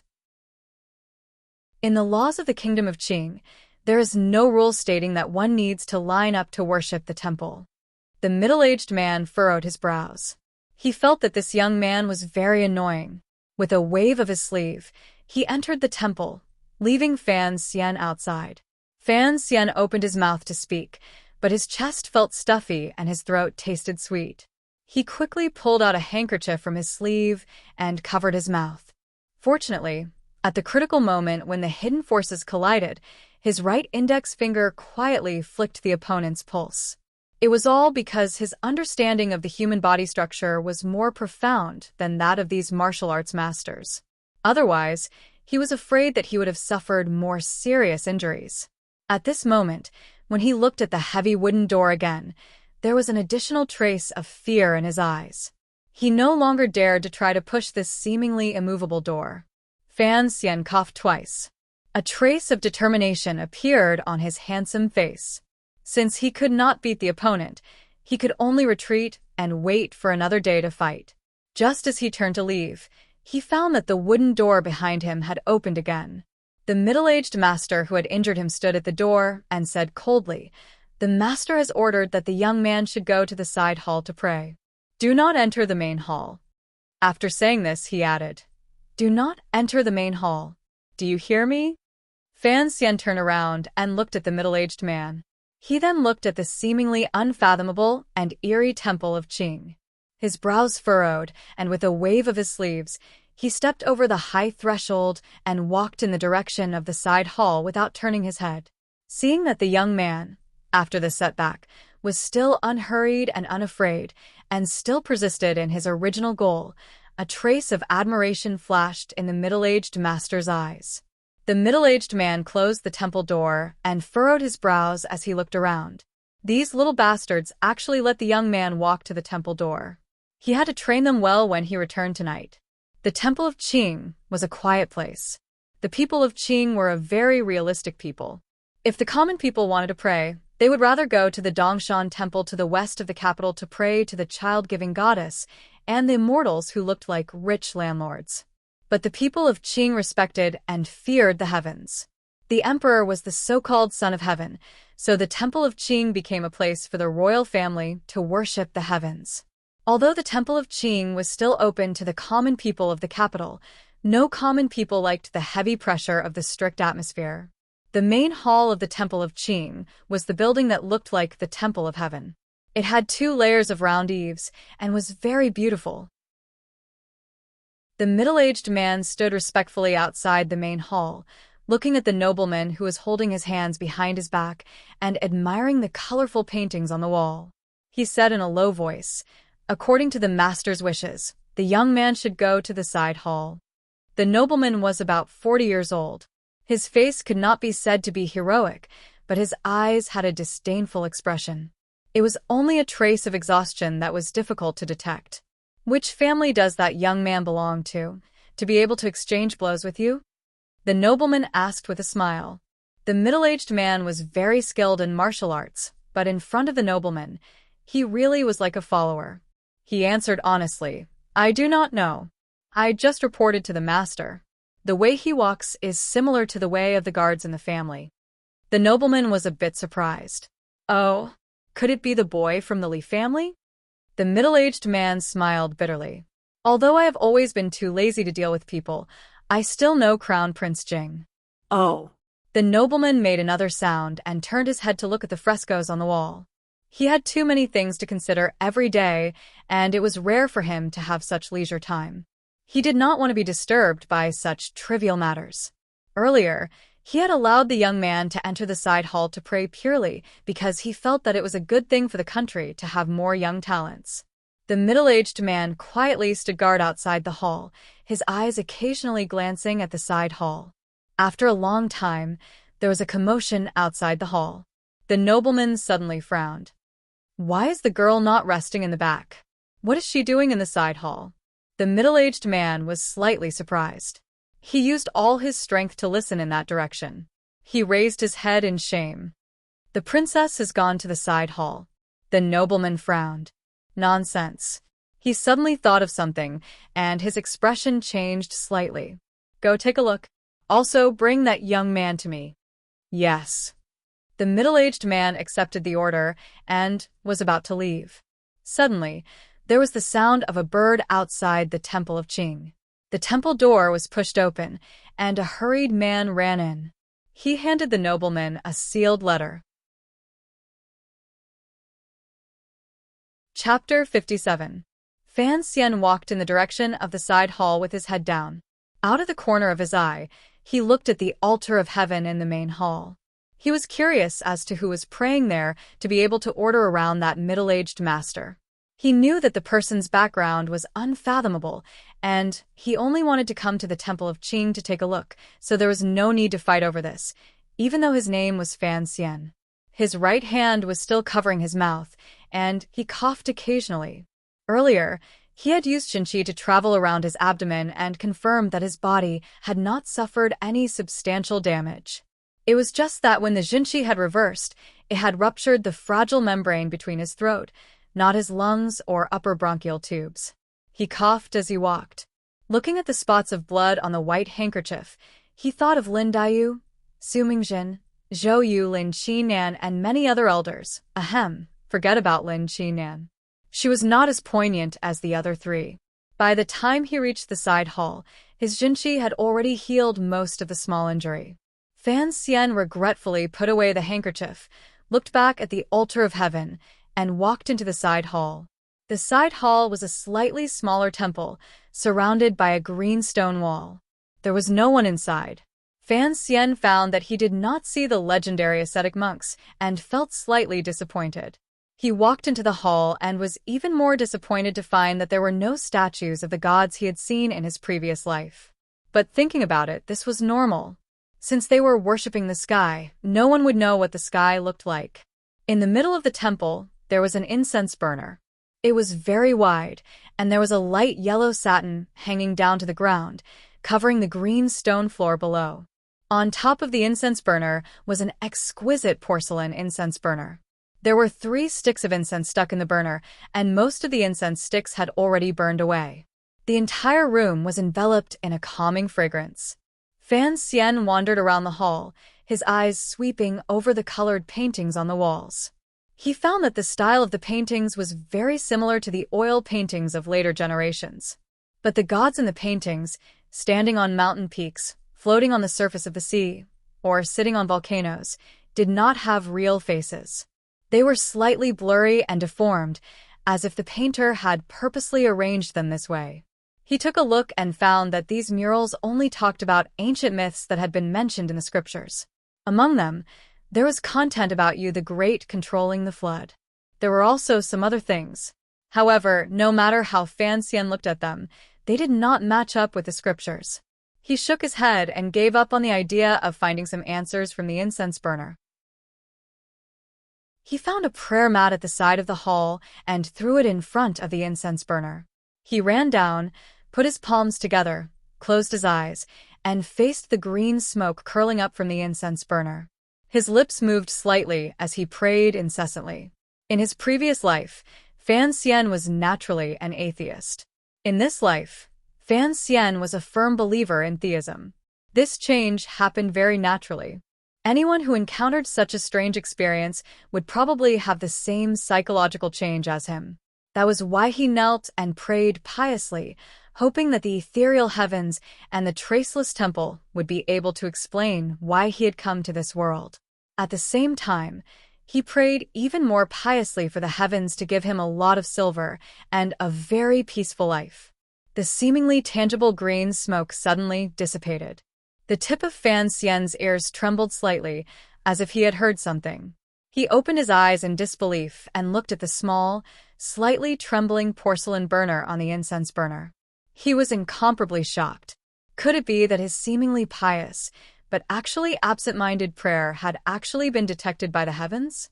His gaze rested on the wide incense burner, and Fan Xian finally discovered the root of the problem. A bright light flashed through his eyes. His left hand pressed against the boot that concealed the dagger. Slowly but firmly, he extended his right hand and pulled back the cloth that hung below the incense burner. After the cloth was pulled back, what fell into Fan Xian's eyes was a scene that made him very surprised. A girl wearing a white dress with a right hem was squatting in a corner of the incense burner, looking at Fan Xian in surprise. The girl's eyes were very large and soft, like the surface of a quiet lake that would make one fall into a deep sleep forever. Her facial features were exquisite and beautiful, with light pink skin and long eyelashes. She looked like someone walking out of a painting. Fan Xian was startled, and his gaze rested on her face. Gradually, he realized that the girl's forehead was a little big, her nose was a little sharp, and her skin was a little too white. Her lips seemed to be a little thicker than the average beauty's, and there were still many imperfections. But when put together, coupled with a slightly timid expression and a natural shyness, Fan Xian's heart still moved. He was moved. The girl looked curiously at this young man who was piously praying to the heavens. She realized that his face was unexpectedly beautiful, elegant, and otherworldly. Even his eyelashes were so long. She couldn't help but stare at him a few more times. After looking, the girl felt that something was wrong. A faint red smear quickly spread across both sides of her cheeks, and then quickly spread. Unexpectedly, even the roots of her ears had turned red. But she still couldn't bear to look away. She was curious in her heart. Whose family was this young man outside, to be so handsome? It was quiet in the corner of the Qing temple. Fan Xian's hand continued to hold that piece of muslin. His gaze continued to linger on the girl's face, and the girl gathered her courage to look at him. They looked at each other like this. After an indeterminable amount of time, it was still silent. Fan Xian's gaze gently brushed over the girl's face. Finally, the girl couldn't help but slowly lower her head. Fan Xian's gaze finally fell on the girl's lips. Only then did he realize that her lips were abnormally shiny. He looked at her again curiously and found the reason. It was the reason that he remembered for a long time after the incident. The girl was holding an oily chicken drumstick in her hand, and the oil on her lips was obviously from eating the drumstick. Such a beautiful and otherworldly woman in white was hiding under the incense table of the Temple of Qing, secretly eating a chicken leg. This strong contrast made Fan Xian's mouth drop open, and he couldn't speak for a long time. After a long time, there was finally a sound in the quiet and awkward silence of the incense table. You, who are you? The beautiful man and woman spoke at the same time. Even their slightly trembling voices were very similar. It was the first time Fan Xian had heard the girl's voice. He felt that it was soft and powerless. It was a very comfortable feeling, but also very confusing. His chest tightened, and he actually spat out a mouthful of blood. Ah! Seeing him spit out blood, the girl was startled, but not because she was afraid. Her eyes naturally showed a strong sense of pity, as if all the pain Fan Xian had suffered was pain in her heart. Seeing her worry for him, Fan Xian's heart warmed. He smiled and comforted her. It's nothing. Vomiting and vomiting will become a habit. Chapter 58. The wind comes from the south and flies into my bosom.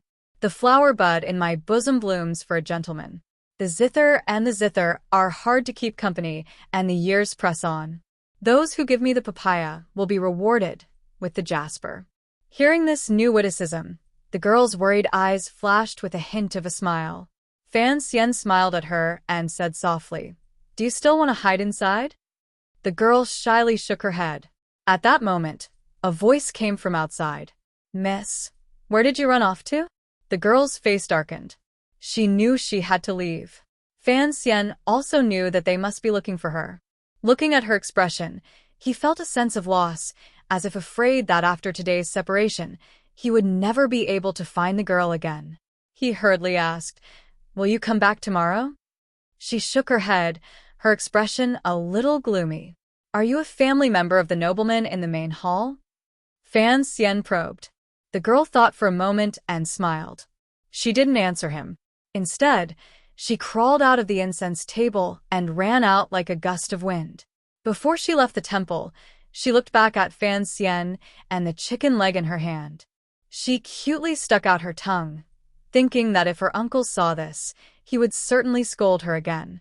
She rolled her eyes and ran back, handing the chicken leg to Fan Xian. She smiled and waved her hand, then ran out of the temple. She never came back. Fan Xian blankly knelt on the prayer mat, confirming that the girl he saw earlier was not a fairy sent by heaven. He looked down at the chicken leg in his hand and laughed foolishly. He decided in his heart that even if he had to dig 3 feet into the ground, he would find this girl in the capital. If she wasn't betrothed, no. Even if she was betrothed to some bastard from another family, he would still snatch her away. When he walked out of the temple with the greasy chicken leg in his hand, he saw a group of carriages heading east. He knew that the girl in white must be in that group. The setting sun shone on the green trees on both sides of the road, making the leaves look like they were on fire. Fan Xian unconsciously raised the chicken leg and took a bite. He suddenly remembered that the chicken leg had also passed by the girl's fragrant lips, and his heart also burned. Chicken drumstick, oh chicken drumstick. You're the luckiest drumstick in the world to be able to let that lady have a bite of it. He was all smiles as he walked toward the center of the capital. He could not find the way back to Fan Manor, but he was in no hurry. In his heart, he was very grateful to the child who had eaten the candied hawthorn. Not far behind him, there was a blind man who he should be thanking. He was holding a bamboo stick as he disappeared into the twilight. Gong Dian's mood was not as good as Fan Xian's. Today, he had accompanied his master out to relax, but he had not expected so many things to happen on the way.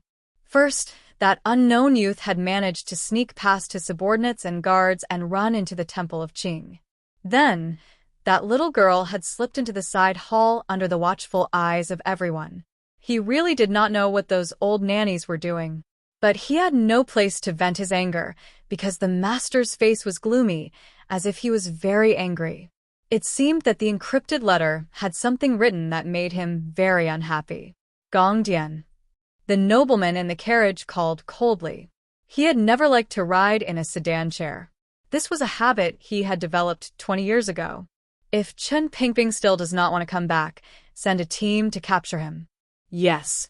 Gong Dian accepted the order, but in his heart, He was secretly complaining. Who could do this job well? Seeing that the carriage had quieted down, Gong Dian let out a secret sigh of relief and relaxed a little. He turned around and saw the dejected guards behind him, which made him furious. Earlier, these guards had been hiding outside the Temple of Qing. Who knew that they would all be knocked out, and they could not even see who had done it. And because of this, that youth had been able to so easily enter the heavily guarded Temple of Qing.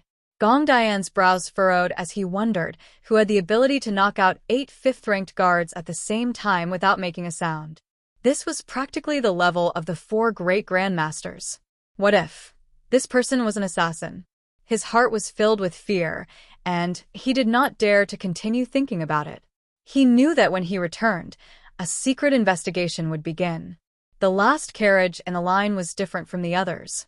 The windows were decorated with elegant flowers. The girl in white, who had awkwardly looked at Fan Xian in the Temple of Qing, was now leaning back in her seat. She had a faint smile on her lips, as if she was still thinking about something. The serving girl saw that the young lady was rarely so happy, and her mood lightened. She asked, "Miss, did something good happen today?" The young lady smiled. "Every time I come out with my uncle, I'm always happy. At least it's much better than staying in that gloomy room." The serving girl pouted.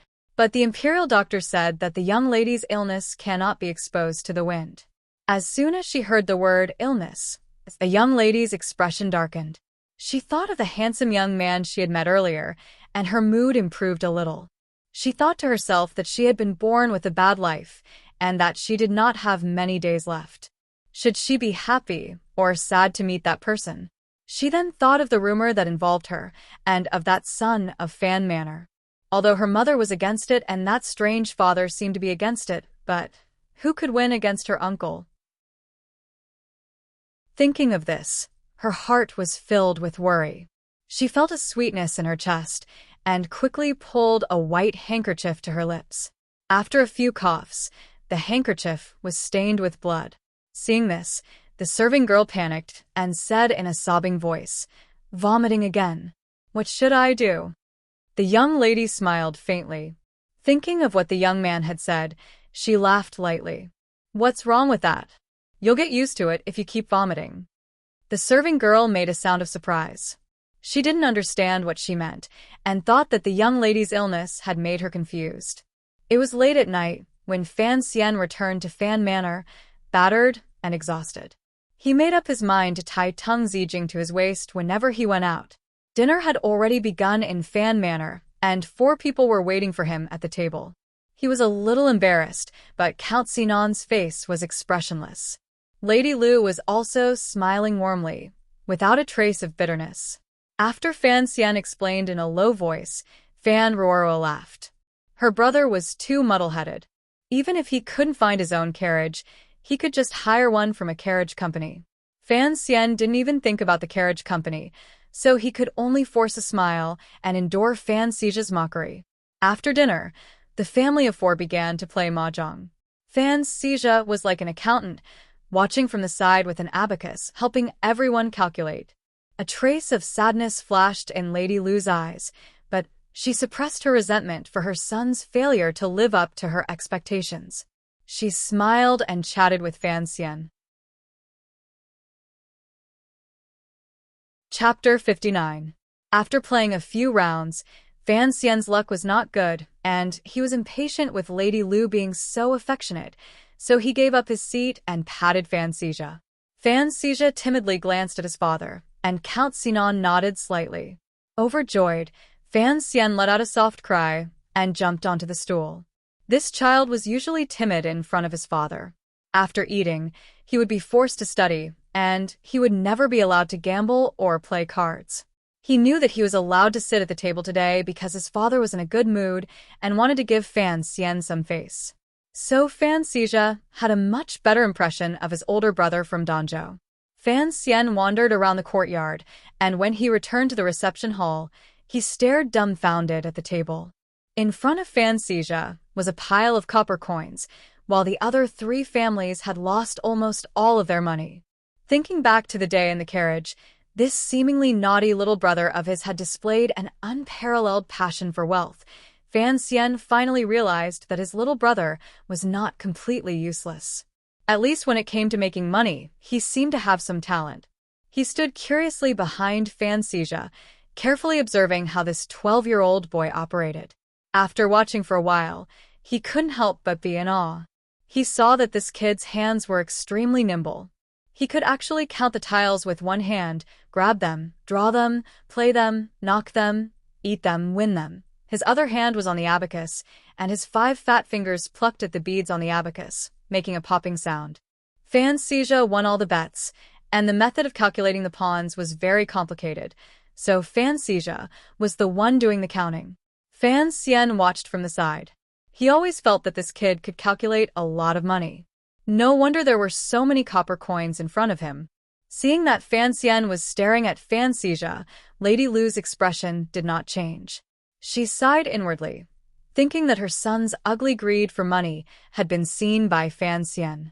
She was afraid that he would become even more confident. She had no idea how shocked Fan Xian was, because Fan Xian could not see a trace of arrogance or mischief on Fan Xizha's face. Instead, there was the kind of resolute and serious light that only an idealist could possess. Fan Xian concluded that the youth in front of him, as long as he was given a chance to display his abilities, would become a very powerful person in the future.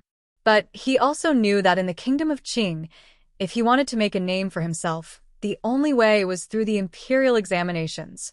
Even if Fan Xizha were to inherit the title of nobility due to his family connections, it would be impossible for him to be given an actual position. No wonder Teng Zijing said that Lady Lu hated her son. In this era, merchants were still not valued. The Ministry of Revenue was one thing, the imperial merchant was another, but the merchants of the common people were another. The game ended quickly, and Count Sinan left his seat expressionlessly. This kind of joyous family gathering was not in his nature, but for some reason, today was different from usual. However, as he left, he glanced at Fan Xian. Fan Xian understood something from the look in his father's eyes. It seemed that he was not happy that he had thrown off the guards his father had sent to protect him during the day. Fan Xian smiled and did not respond.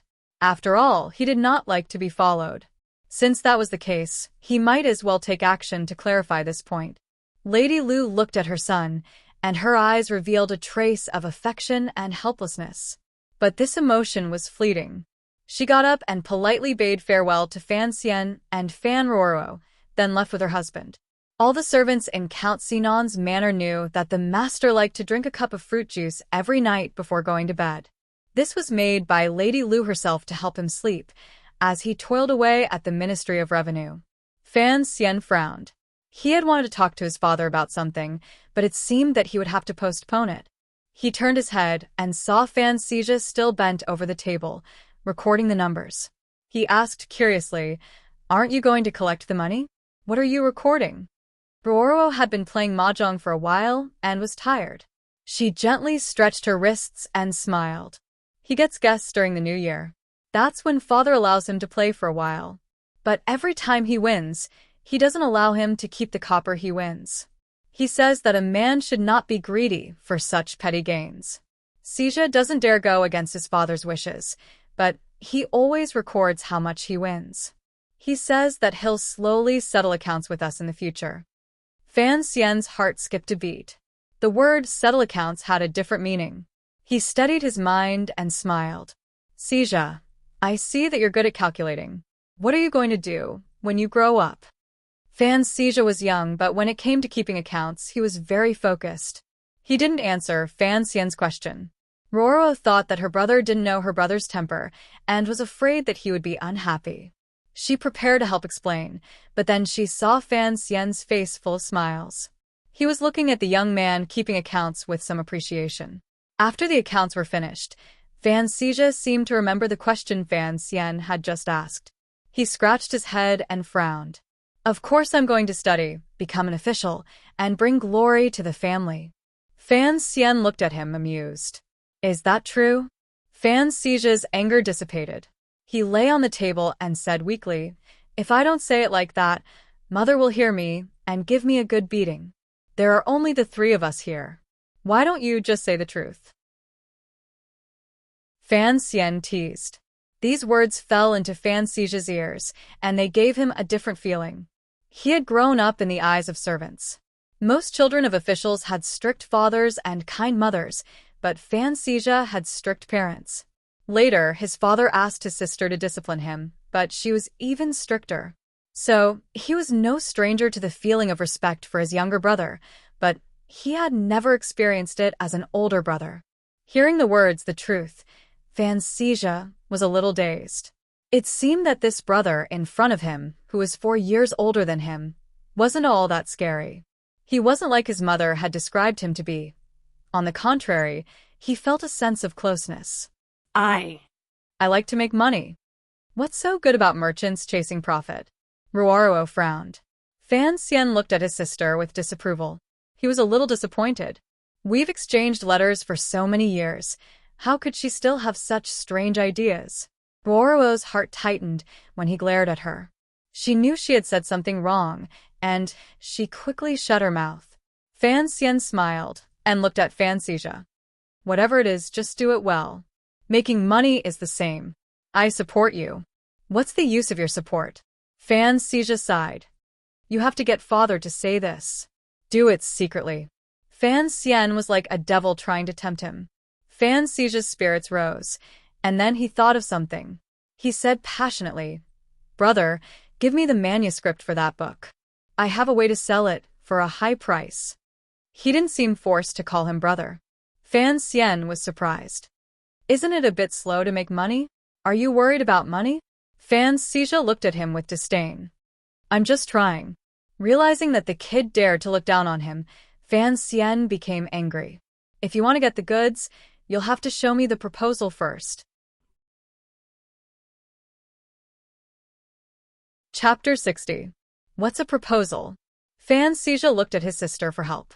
Fan Ruoro blinked and explained. It's what you're going to do. It's very simple. Fan Xija nodded. Ever since he was a child, he had set a grand goal in his heart. That was why he was able to work hard on these things. Fan Xija's dream was to become the second richest family in the world, the Yi family. But at the time, he didn't know that his brother, who encouraged him, had anything to do with the Yi family. A nanny took Fan Xija to wash up. Only the brother and sister were left in the reception hall. Fan Xian walked out in silence, and Ruoro followed quietly. The brother and sister tacitly walked along the winding corridor. Just as they were about to reach Ruoro's boudoir, they stopped at the edge of the shallow pool. Ruoro was the first to speak. I know there shouldn't be a hierarchy, but I feel that if she really wants to walk that path, it will be very difficult. Fan Xian smiled and shook his head. A society with people has its own hierarchy. I've told you this before. There's no need to change anything. But the problem is, we can admit that this kind of thing exists, but there's no need to change our own hearts because of its existence. Fan Ruoro opened her eyes wide and looked at her brother curiously. What's your heart? It's not the Tao that those swindlers talk about. Fan Xian patted his chest. It's just a simple literal meaning. Your heart is, what do you want? He continued. Everyone only has one life. How should we spend this one life? When we look back on the past, we won't regret the wasted years, and we won't be ashamed of our mediocrity. Before I die, I can proudly say, I've done everything I wanted to do.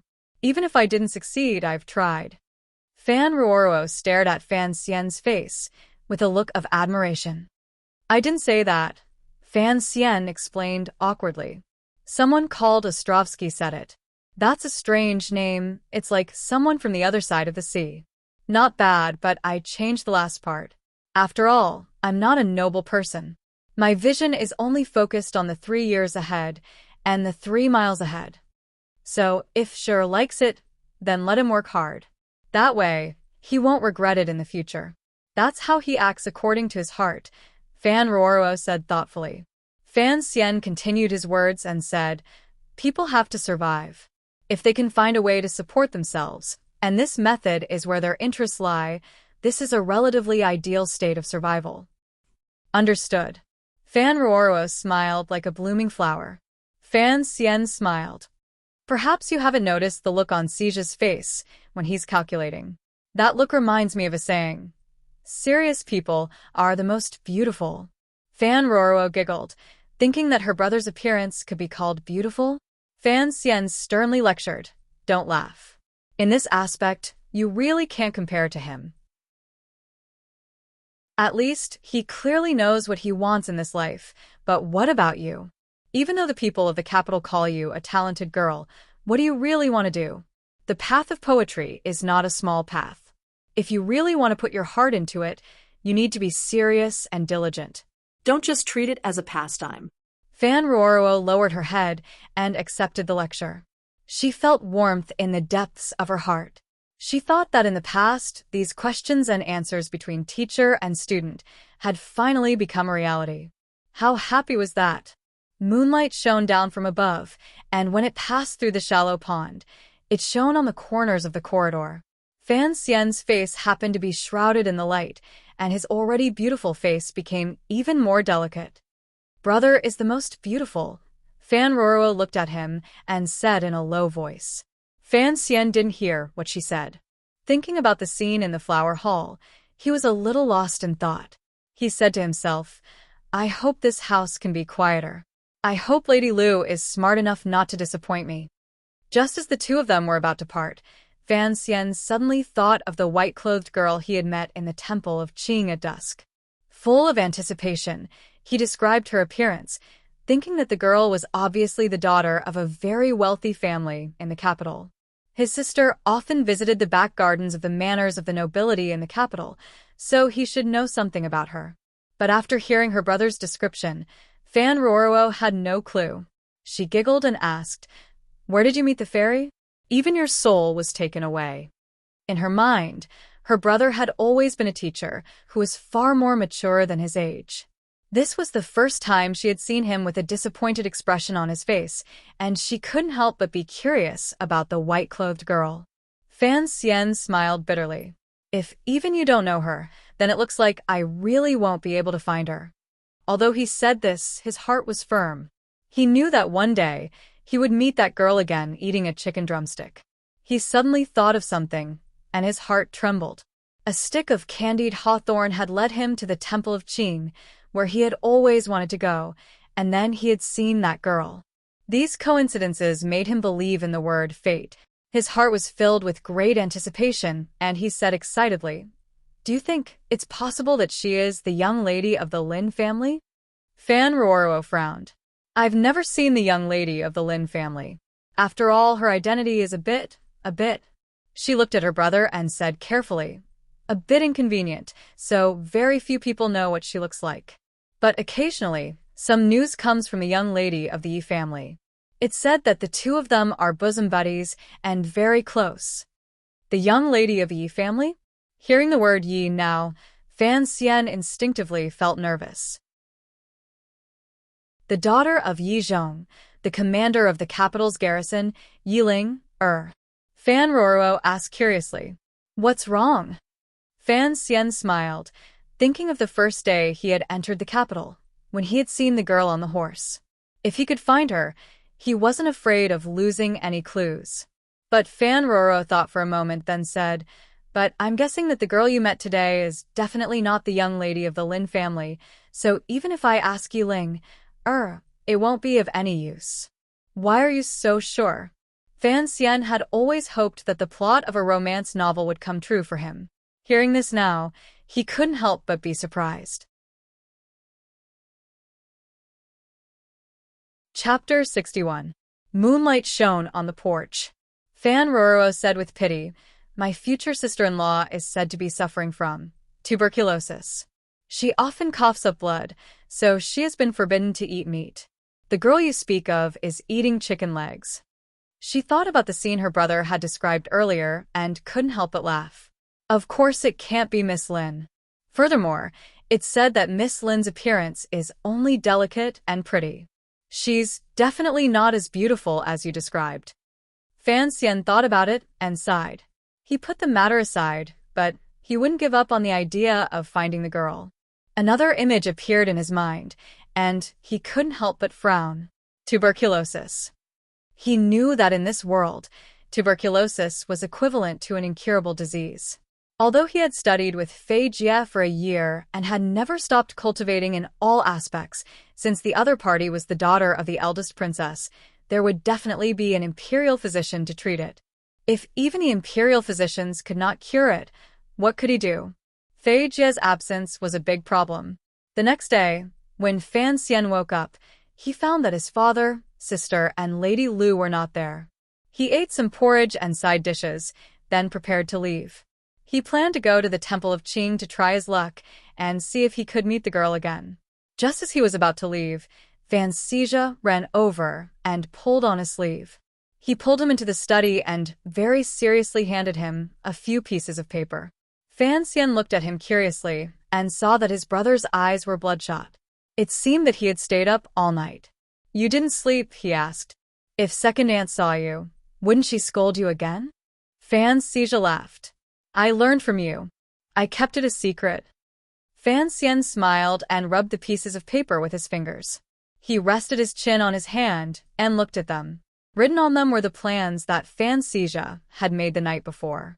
Although Fan Xian had not been a successful businessman in his previous life, he had seen pigs run. The business atmosphere of his previous life and the kingdom of Qing today could not be mentioned in the same breath. Add to that the special profession he had once held, and he was confident in this. His brows gradually furrowed. "That's a good idea, but I'm not familiar with the capital, so the location of the bookstore is up to you. But there's a problem. Although we're the only one who has the manuscript, how can you guarantee that other booksellers won't steal it after you've printed it?" Fan Xian said with a face full of fanaticism, "The family is very idle now, and those servants have nothing to do. We can let them wander the streets, and if they see a pirated shop, they can smash it." Fan Xian was dumbfounded. "Do you only know how to smash and rob?" It did not meet his expectations at all. He shook his head with a bitter smile. "Don't think that the booksellers are inconspicuous. In fact, the profits they make are not small. Who knows what kind of background they have? What are you afraid of? This manuscript originally belonged to our family. How can he be justified in stealing it?" Fan Xian shouted. Fan Xian reminded him, "There are no provisions in the Qing Kingdom's laws that protect manuscripts from being printed. Besides, this book didn't pass the 8th Bureau's inspection. If you go to court, I'm afraid you'll have to pay for it first." Fan Xian chuckled and said, "I'm not afraid of that. If we really want to open a bookstore, we can just have our father write a letter. The 8th Bureau won't refuse." Fan Xian thought about it and agreed. His seemingly ordinary father had a much deeper relationship with the Overwatch Council than most people knew. He changed his mind and said, "But even if you get rid of your identity as a banned book, you can't just rely on smashing and robbing to destroy your competitors. As the saying goes, you can't hit someone in the face. You chased away middle-aged women on the streets and alleys of the capital and closed down other people's shops. That's a way of shedding all pretense of cordiality. For the sake of money, it's not worth it for both sides to fight each other." "What are you afraid of?" Fan Xian rolled his eyes. It seemed that his older brother was a bit too soft-hearted. "If you don't think it's worth it, you can think of a way to make a rule. In the future, we'll follow the rule. If other booksellers dare to steal it again, we'll just have the authorities deal with it." Fan Xian laughed heartily. "Rules? Do you think the laws of the court will be so trifling? Just because the Fan family wants to publish a book, they'll change the law?" Fan Xian shook his head. "How can we change the law? Of course, we have to take the lower path. Changing the rules of the Jingdo garrison is very simple. That fierce woman in Yi Zhong's family has a good relationship with Princess Ro Jia. We just have to ask my sister to let Prince Jing's manor and the Yi manor know." Fan Xian's interest was piqued. The capital's garrison regulations can regulate the sale of books? Fan Xian was surprised. After thinking for a moment, he said, "There seems to be a clause in there that governs refugees and traveling merchants. It'll be a good time to make use of it." Fan Xian was full of admiration. He thought that this young man in front of him had the potential to become an unscrupulous businessman. He could even think of such a ruthless move as collusion between the government and merchants and the city guards. But he knew that there was always a gap between ideals and reality. He asked, "Have you calculated the profits?" 10 chapters per volume, 8 tales of silver per volume. There are 68 chapters in total. There are 640,000 people in the capital. 1 volume per 1,000 people means that we can sell more than 600 copies. If we calculate it carefully, we can sell them for 35,840 taels of silver. Fan Sija explained with great interest. He had already calculated all of these costs. The rent on Luodong Road is more expensive. Plus the editing costs, we can leave the printing to the Hall of Scrolls. That way, we won't have to worry about it. The Hall of 10,000 Scrolls. Fan Xian asked curiously. The most famous private printing workshop in the capital. Fan Sija laughed sinisterly. They have a big business, but they don't have any reliable people behind them. If they dare to steal our manuscripts, we can just copy them and turn them upside down. I'm afraid they'll make even more money. Fan Xian was so depressed that he wanted to vomit blood. If we calculate it carefully, we can make at least a few thousand taels of silver in the year. If we can really make other booksellers stop, the number will increase. Fan Xian sighed. You're too optimistic. If you want to be a successful businessman, you must first prepare for a rainy day. Let's talk about the number you estimated. Although the people of the capital are wealthy, each set costs more than 50 taels of silver. How many people can afford it? Fan Sija was shocked. He looked at Fan Xian as if he were looking at a monster. Don't you know the market price of your book? Fan Xian's eyes widened. In his previous life, Dream of the Red Chamber had become popular during the reign of the Qianlong Emperor. He had heard rumors that it was sold for hundreds of taels of silver. But that was only a handwritten copy, and not many copies had been circulated. If you were going to publish it in a big way, could it be sold for so much? Fan Sija sighed. A few days ago, I heard that the daughter of the capital's magistrate read your book. She couldn't eat or drink and was in a daze. The magistrate's wife burned the manuscript. She cried out in pain, "Why did you burn my precious treasure?" She fell ill for a long time. Brother, the capital is not like other places. There are as many officials as there are carp swimming around. How many young ladies are there who have nothing to do? Selling hundreds or thousands of copies is not a problem. Fan Xian was dumbfounded. He wondered if he should bring some snacks to the poor magistrate's daughter. Chapter 62. Then he heard Fan Sija say proudly, "This is just a small amount of money. After I've earned this much, I'll write another 70 or 80 chapters. I can't sell them all. I'll have to edit them carefully and make a rare edition.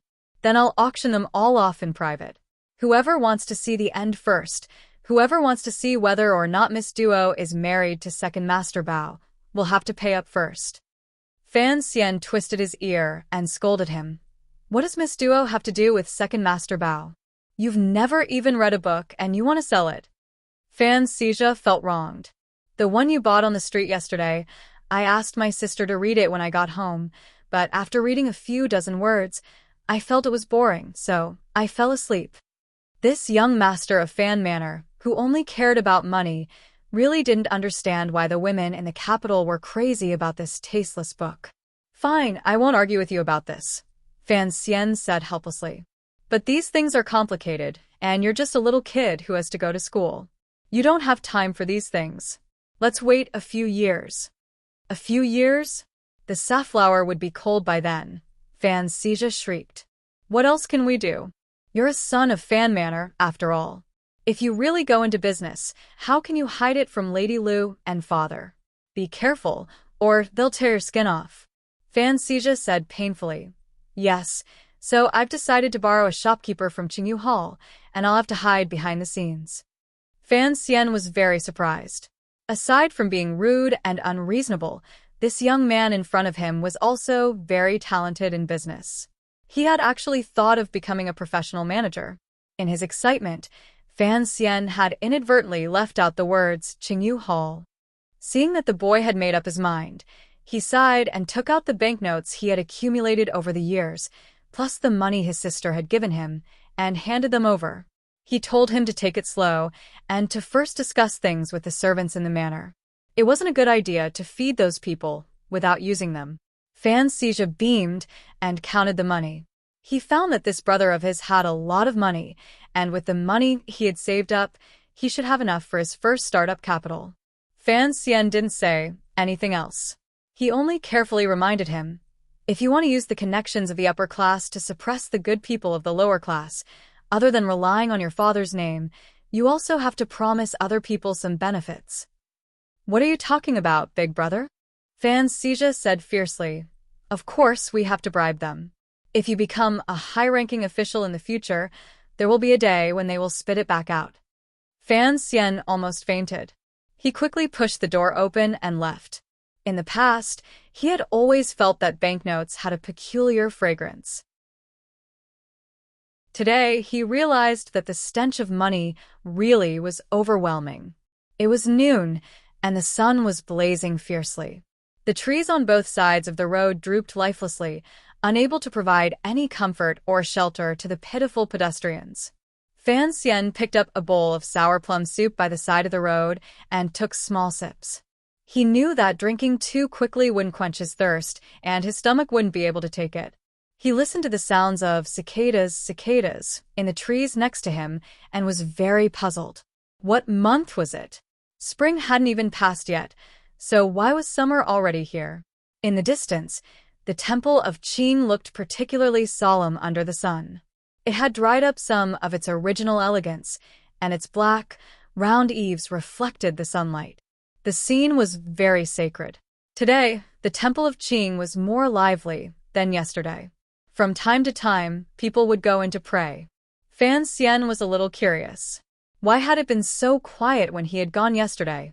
Of course, he didn't know that when the nobleman had stolen half a day's rest, both sides of the road had already been guarded.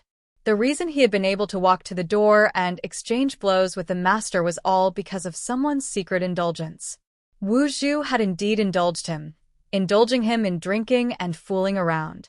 Even when he wanted to go to the temple, Wu Zhu would knock out so many guards for such a small matter. Fan Xian didn't know how much trouble he had gotten himself into yesterday.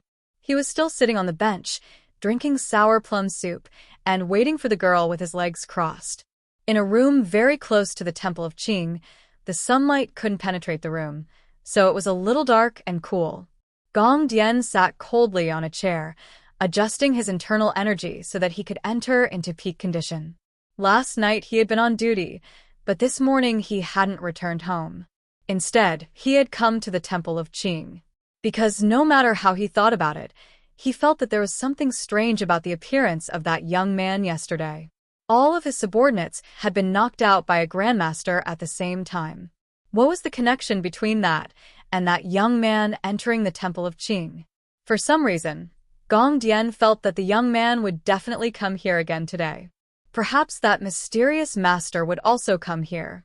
This was the intuition of a master. Although it wasn't necessarily accurate, it was worth a gamble.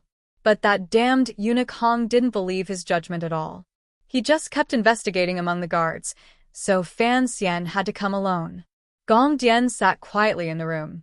His gaze passed through the narrow crack in the window, coldly looking at the entrance of the temple of Qing.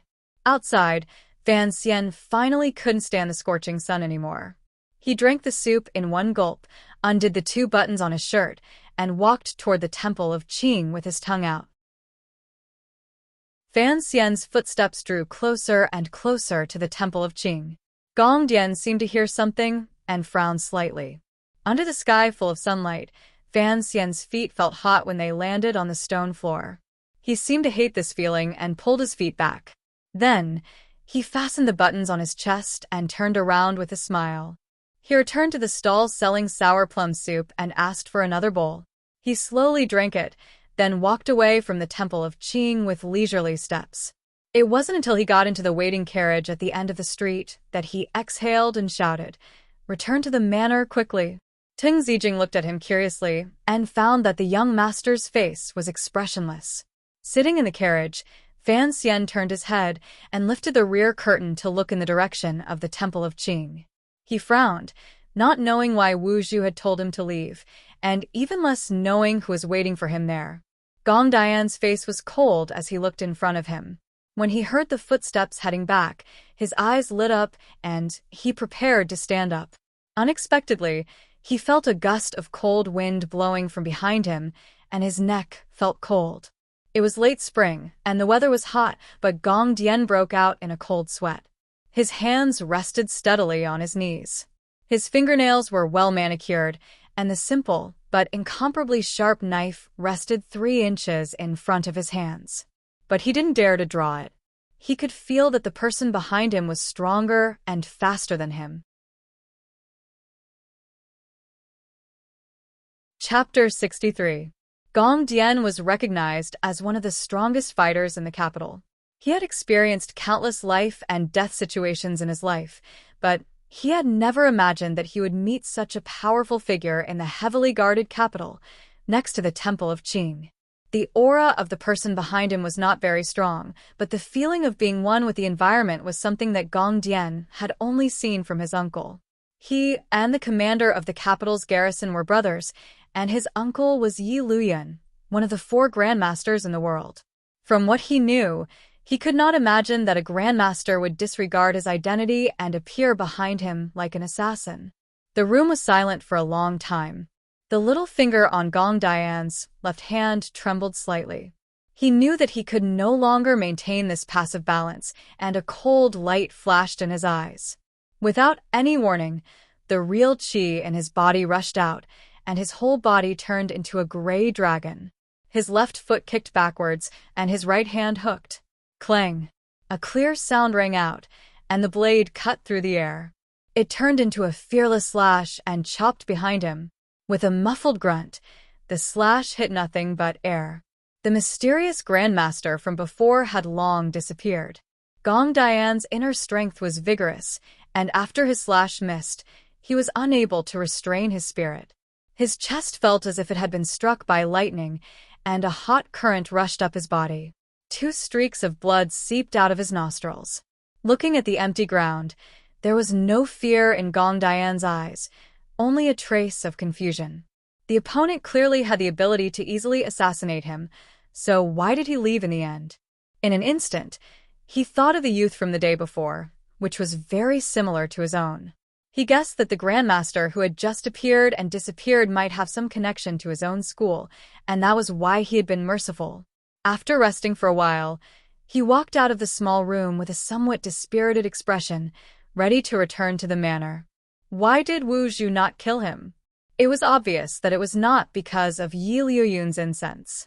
After all, Wu Zhu was a monster who even dared to kill Yi Luyan. The reason was actually very simple. Yesterday, Gong Dian had made Fan Xian vomit blood, so today, Wu Zhu wanted to make Gong Dian vomit blood. It was that simple. It was still early when Fan Xizha returned to Fan Manor. Fan Xizha was still in his study, working on his money-making project. Borwo had been sent off to someone. In the entire garden, there were only a few servants and maids. Although some of the maids were very pretty, Fan Xian was not in a good mood, and the environment was not right, so he had no interest in teasing them. He drank a cup of tea and frowned. Who was it that was in the Temple of Qing today? Why was the other party guarding him there? Could it be that it was a family member left behind by the lady in white, waiting for him? Thinking of this possibility, Fan Xian's heart warmed. But, thinking of Wu Zhu's message, his heart immediately cooled. If it was as he guessed, Uncle Wu Zhu would certainly not care. He was a wooden person and was not very interested in the matters of love. Fan Xian changed into a lighter set of clothes, loosened his belt, and entered his father's study. To his surprise, he found Count Sinon there. There's not much to do in the ministry today.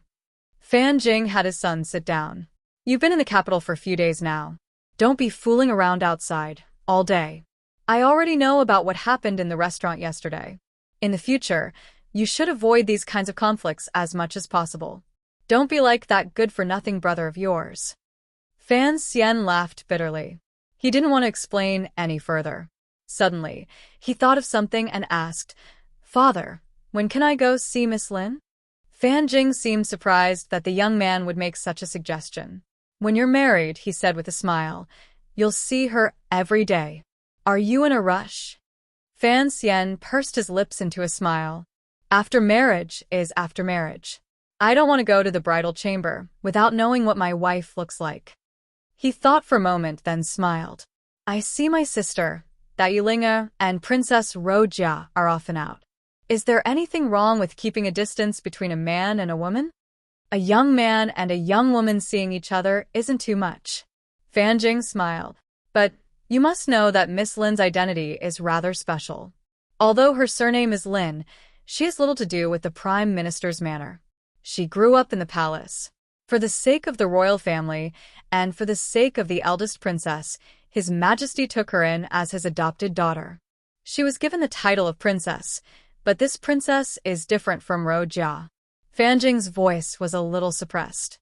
Although few people know that she is the daughter of the eldest princess, and that she is the daughter of Master Lin, no one dares to say it, and no one dares to admit it.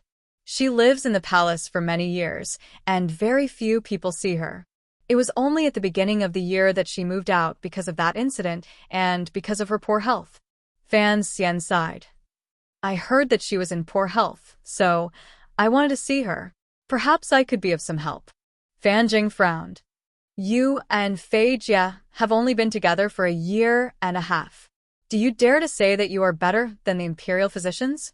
Young people should be modest and cautious. Fan Xian agreed, but he still didn't give up. But you have to at least let me know what she looks like, right? You married her not for her, but for what she stands for. Fan Jing looked at him coldly. You must abandon all unrealistic ideas and be as hard as a rock to crush any stale feelings of warmth. Fan Xian furrowed his brows with some disgust and said, I feel that your words are also very corny. Fan Jing was slightly angry. How can you say that? Fan Xian smiled and replied respectfully, I've said it before. I am not a person who is easy to control. Don't you want to take back everything that belongs to you? Fan Jing seemed to have thought of something and calmed down. Fan Xian was surprised and then very seriously said, Actually, when I was in Danzhou, I learned many things. I believe that I have the ability to achieve things in this world that correspond to my abilities. If I can take back my mother's business, of course I won't object, but this must be based on my own will. If I want to, I will do it. If I don't want to, I won't. It's that simple. Chapter 64. Fan Jian sighed. He knew that the young man in front of him was just like his mother. Neither could be persuaded. His eyes softened and he said softly, This marriage between the two families is not the true driving force behind it, nor is it the Prime Minister's manner. Because there are many things involved, the matter is a bit complicated. Since you want to see the girl, then find a way to do it yourself. I can't do it myself. Fan Xian bowed. As long as father agrees, I will find a way to see her. He thought of what he had heard earlier and felt a little puzzled. What if the Prime Minister refuses to agree to the marriage? Count Sinan laughed coldly. As I said, there is a great power behind this, and he has no choice but to agree. Don't forget, the young lady of the Lin family has not returned to the Lin family. She is still His Majesty's adopted daughter, a princess of the palace. In April and May weather, Fan Xian felt as if someone had poured a bucket of ice water over him from head to toe. It was cold. It was only now that he realized that his marriage was not as simple as it seemed because it involved the emperor's decision on who would be in charge of a large estate. The real decision-maker behind the scenes was actually some powerful figure hidden in the depths of the palace. But he didn't know if it was the Empress Dowager or the Emperor. Why does the Prime Minister oppose it? He asked, frowning. Count Sinan took a sip of tea and frowned. It seemed that the tea was a little bitter. He stuck the tip of his tongue between his teeth and said indistinctly, Didn't I say it last time? Fan Xian smiled and pointed out his father's faulty wording. Last time, you said that the Prime Minister was afraid that His Majesty would suspect that there was something hidden behind his marriage with the Fan family. But in fact, since the marriage was approved by the palace, what does he have to fear? Fan Jian was speechless for a moment. It took him a while to recover. He smiled and put his teacup on the table. Fine, I'll tell you the truth. It's the eldest princess who doesn't want her daughter to marry you. Fan Xian was startled. What was this? After all this fuss, the other party's parents didn't want to marry her. What was he doing? It would be better for him to wash his hands clean and go beg the noble family's young lady in white. That was what he thought, but he knew he could not say it out loud. His father was still able to persuade some important person in the palace to force the marriage even though the eldest princess and the prime minister were against it. One could imagine how much hidden power the Fan family had used in the process. Why isn't the eldest princess willing? He asked curiously, thinking to himself, that Miss Lin's background is not much different from mine. Confucius and a little stud were both illegitimate children. What's the point of putting on airs? This is an anomaly. His Majesty loves that princess very much, even more than the princess. Once, when I was drunk, I unintentionally mentioned that if the princess were to get married, the eldest princess should hand over her power to the princess's future husband, lest the royal bloodline would suffer in the future. Count Sinan gently stroked his 4-inch beard, seemingly in a good mood. Fan Xian spread his hands and sighed. So that's how it is. It seems that the eldest princess is also someone who loves power.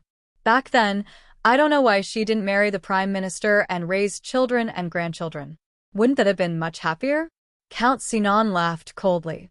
In the end, it's love that hurts. If the princess had married Lin Ruofu, he would have been noble, but he would not have been able to display his knowledge. How could he have become the head of all the officials like he is now, with his limitless glory? Fan Xian frowned. Only now did he remember that the emperor's son-in-law could not enter the court as an official. He only had a title in name. If you were to marry that Miss Lin, even though she is only a princess in the palace and not in the imperial register, I'm afraid there would be some problems with your career. Count Sinan saw him frown and thought that this was what he was worried about, so he simply said it out loud. Fan Xian stood up and smiled. We'll talk about it later. That's true. After the imperial examinations next year, you'll have to start studying. Fan Xian wondered if he really would have to participate in the imperial examinations and compete with those Fanjins. He smiled wryly and did not reply. Then Count Sinan told him that the next day, Prince Jing's monthly poetry conference would be held again, and that Fan Xian should prepare. When Fan Xian heard this, it was not as frightening as telling him to write 8 essays. But when he thought of the possibility of being forced to fabricate a few salt smugglers, Old Xian, Old Su, Old Li, and Old Du, Fan Xian felt a headache coming on. Fan Xian looked at him and smiled. I know you have a talent for poetry. In some situations, you don't need to hide your talent too much. Even though there are people in the palace who will help with this marriage, if you can gain some reputation in the capital's literary circles, the eldest princess might be more willing to marry off her daughter. Fan Xian smiled bitterly. He knew that the old man in front of him had secretly read the letters he had written to his sister. Naturally, he could not hide the fact that he had written "Dream of the Red Chamber" from him. But seeing that his father had endured until now, he couldn't help but admire his shrewd and ruthless character. There were no Sundays in this era. Even if you worked, there was no god who would take a knife to chop you. Similarly, there were no Mondays, Tuesdays, Thursdays, or even Fridays in this era. In short, there was no clear distinction between working days and rest days. Shops were open every day, and government affairs were handled every day. It was said that even the emperor could not stop for a single day to pass through memorials. But for the children of the wealthy families that could be found everywhere in the capital, the only thing they could do every day was play. After the war 16 years ago, the Northern Wei Kingdom was divided and weak. The Western barbarians fled far away, leaving only 1,000 wild horses grazing in the Yin Mountains. With one command from the emperor, the great prince led 100,000 soldiers to the western frontier. This was also a form of play. In the kingdom of Qing, martial arts flourished. But after the emperor grew tired of fighting, he suddenly became fond of poetry. Whatever the emperor liked, the emperor followed suit. Most of the children of the other wealthy families did not have anything to do. nor did they have the right to lead troops for play. Fortunately, they all had to prepare for the imperial examinations, so they could play with elegance. They played to a different level from the common people. They had to read books, understand books, read poems, and write poems. So now, the most popular thing in the capital was not the duels between martial arts masters, but the so-called poetry conferences. Chapter 65. Both the Crown Prince's and the Crown Prince's poetry gatherings were the busiest social occasions in the capital. They were held once a month, rain or shine. Who knew how many scholars from poor families and poets from poor families tried their best to get involved, hoping to make a name for themselves with a poem or phrase, and find a way to rise in status. The Crown Prince was fond of literature, and this was something everyone knew. Although Crown Prince Jing was the emperor's younger brother, he had always aspired to be a wealthy and idle prince, so he did not have much power. Comparing the two, those with clear goals were naturally more willing to go to the Crown Prince's side. But if they could get a compliment from Crown Prince Jing, it was also a good way to make a name for themselves. So every time the poetry gatherings were held, the Crown Prince's manor, not far from Shershin Gate, would always welcome many guests. Some of these guests came in palanquins, some in carriages, and some on foot. But the old housekeeper at the gate treated them all the same. After checking their name cards, he respectfully invited them in. Fan Xian sat in the palanquin, his face very ugly, alternating between green and white. From time to time, he covered his mouth to suppress the urge to vomit. Because he had come to attend the poetry gatherings, which was a scholarly event, sitting in a palanquin with green curtains would have been more appropriate. He had requested to sit in a palanquin with his sister. But having lived by the Danzhou coast for so long, he did not feel dizzy from the swaying of the boat, but the palanquin did. As he struggled, he pulled open the side curtain of the palanquin and asked Teng Zijing weakly, "How far is it?" Teng Zijing held back his laughter and replied, "Just past the intersection." Fan Xian grunted and sat back down. His fingers opened like orchids, and he put his thumb and ring finger together, allowing the jinqi to slowly flow out and cleanse his internal organs. The nausea was somewhat gone, but it could not cure the palanquin dizziness. At that moment, there were many questions lingering in his mind, and his body was not feeling well, so he furrowed his brows. These days living in the manor, he felt that his father was very different from what he had imagined, and there were many things that he could not explain. For example, why did he care so much about his illegitimate son? Was it really because of his mother that he loved him as well? He turned his head to look out of the sedan chair. Through the thin green cloth, he saw the figure sitting on the horse. He knew that although Teng Zijing was currently leaning towards him, he was still his father's man, and he could not completely trust him. He sighed and thought to himself that he had to find some trustworthy subordinates. Uncle Wu Zhu was like a ghost, and was not someone he could casually order around. Fan Xian really wanted to know what his mother had done in Jingdou, how she had met his father, and how she had left this world. This wasn't just out of pure curiosity and admiration. He believed that only by knowing his history would he be able to better grasp his present and future. In the royal prince's estate, a few scholars were bowing to a young man in front of a garden gate. They had never expected that Crown Prince Jing's heir would personally welcome them at the gate for today's poetry meet. Two small green curtain sedans slowly swayed over.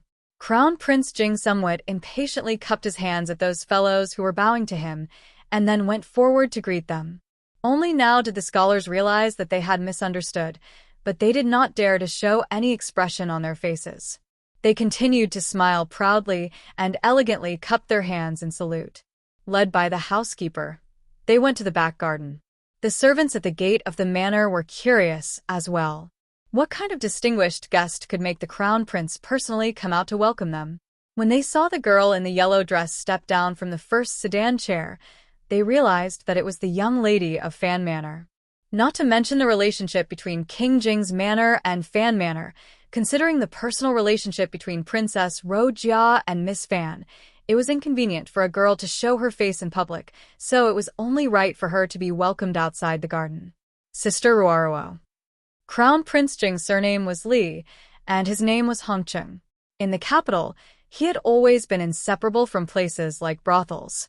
But in front of Miss Fan, the crown prince kept his head down and appeared very polite. Fan Roro bowed slightly and greeted the crown prince. She then smiled and said, "What topic did Roja set today?" The crown prince smiled and replied, but his eyes occasionally glanced at the sedan chair behind him. It had been half a day, so why hadn't that man come down yet? A servant had already come forward and very respectfully lifted the curtain of the sedan chair. Unexpectedly, the sedan chair was empty. For a moment, everyone in the manor was shocked. What was going on? Fan Roro covered her mouth and laughed. She explained, "Brother is in the back."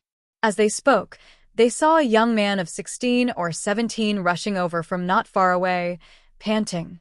He was followed by an attendant. This young man was wearing a light maroon unlined shirt, and his collar buttons were not fastened properly, which inevitably made him look a little frivolous. However, when paired with his cute, friendly, and clean face, others would feel that this person should be dressed in such a relaxed manner. Sorry. Fan Xian cupped his hands and bowed to the crown prince. He said awkwardly, "I was dizzy in the sedan chair, so I walked all the way here. The weather was a bit hot, so I drank a bowl of sour berries outside the manor before coming here. I'm late. You're not late. As soon as Li Hongcheng saw the young man he had met once before, he was overjoyed. He laughed and said, "It is good that Brother Fan is here." Fan Xian heard the way he addressed him and noticed that there was an extra fan in it. For a moment, he didn't know what attitude the crown prince was trying to express. He paused, and a smile appeared on his face. "The sour berries outside the manor are better than anywhere else, so of course I came to see." The crown prince, Li Hongcheng, smiled slightly. Seeing the conversation drift off into the distance, he found it even more interesting. He led the way, and the two of them entered the garden. When Fan Xian was in Danzhou, he knew that his sister was a good poet. Although in his opinion, these poems were often just sentimental and couldn't escape certain conventions. There were still good poems in this era, but it was clear that the young scholars who often attended the poetry gatherings didn't have much attainment, so Fan Roro still had a small reputation as a poet. So he was very curious about how his sister would behave on such an occasion, and what Princess Ruojia, who had caused the outflow of Dream of the Red Chamber and sold it to the bootleg bookseller, would look like. But as he followed Li Hongcheng into the back garden, with its winding corridors and flowing water, he realized that in this seemingly open country, men and women still sat separately. The women sat in a pavilion across the lake, with layers of white muslin hanging in front of them, dancing in the wind. Fan Xian followed the crown prince to the other side of the lake, a little disappointed. Looking at the muslin in the distance, he couldn't help but think of Zhou Xingxing, whom he had loved the most in his previous life. He sighed to himself, "It really feels like first love." Chapter 66. In the back garden of Prince Jing's manor.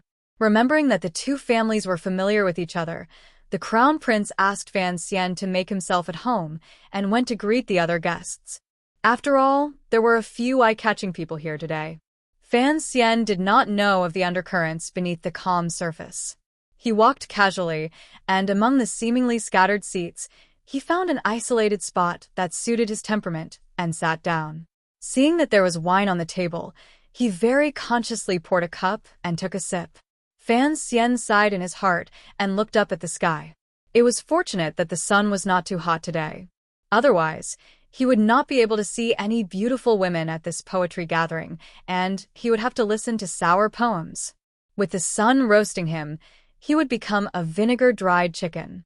The scholars seemed to be sitting casually, but in reality they were all surrounding a small table in the middle of the grass, so not many people noticed him. A few noblemen near him saw that he was unfamiliar, but he had been personally brought in by the crown prince. They curiously stepped forward to greet him, ready to ask about his background. Unexpectedly, Fan Xian smiled wholeheartedly and spoke seamlessly. After a long time, they still did not know which family this beautiful young man was from. After chatting for a while, They could not help but feel a little bored, so they all retreated and quietly waited for the poetry gathering to begin. It was said that this day was different from the previous few days. The sun was gentle, the willows were fluttering, and the spring breeze was strong enough to drill into people's collars. Of course, the wind at the end of spring did not have any cold power. It was like an invisible little hand gently moving, very comfortable. It was the perfect time to sleep. Fan Xian was not a dissolute madman, so at first he put on a smile and forced his eyes open, listening to the poetry and watching the wine being poured. But with the spring breeze and the little sun, he felt that the poetry gathering was really boring, so he gradually felt dizzy and wanted to sleep. He could only vaguely hear a few sentences such as, "In the dream of Lizhou Road, here we go again." If not for the mountain man asking for a high price, he would laugh at himself. And the wine cup is thick, a gourd drunk Lu Wang, a gourd of wine pressing down on the tip of a flower. And the Dongi people are all wandering, thanks to this man's maturity. Fan Xian pinched the web between his thumb and index finger to wake himself up. Although he did not like reciting poetry, in this kind of situation, he could not reveal the personality of his past life that had not been washed away after 16 years. So he smiled, but looked at the scene somewhat woodenly. As he looked, he saw a few people he was not familiar with. These people were sitting in the most comfortable seats by the lake. They were Guobaoquan, He Zhongwei, and the others who had a conflict at the restaurant the day before yesterday. Fan Xian frowned slightly. Crown Prince Jing clearly knew about the dispute between Fan Manor and the Guo family that day, so why did he call both sides over today? As if sensing his gaze, Guobaoquan, who had been showing off his mature and steady demeanor to the beauties across the lake, turned his head. When he saw that it was the Fan family's black boxer, his expression changed. He could no longer maintain his scholarly demeanor and subconsciously threw the fan in his hand onto the table. There was an Imperial College student explaining the meaning of the scriptures, so not many people noticed Guobaoquan's son's reaction. The people at Guobaoquan's table followed his gaze and immediately found Fan Xian hiding in a remote corner. Their expressions changed, thinking that they were all scholars and they had not brought any guards with them today. If that Fan Manor boy used another black boxer, who would stand up to him? Fan Xian looked at them with a smile and nodded, greeting them as if they were friends.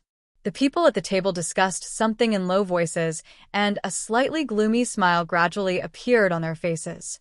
Guobaoquan's face, which had always been gloomy, had an additional hint of joy. Only He Zhongwei seemed to have a disapproving expression. It was unknown what the girls on the other side of the lake were doing under the white silk, but the court lady had long since copied the poems that the girls had composed and sent them here for the scholars to evaluate. The Crown Prince laughed heartily. Although women are not inferior to men, literature is not a battle of brute force. Do not be courteous. You cannot lose to those weak women. Everyone agreed in unison, and laughter gradually arose.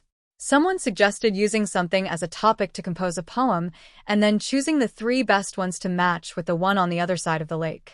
A scholar at Guobaoquan's table rolled his eyes and cupped his hands in salute.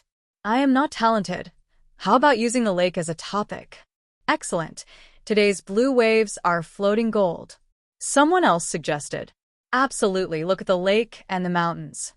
Someone else suggested. Guobaoquan rolled his eyes and looked at Fan Xian. I did not expect young Master Fan to come today, he said in a loud voice. Why don't we start with young Master Fan?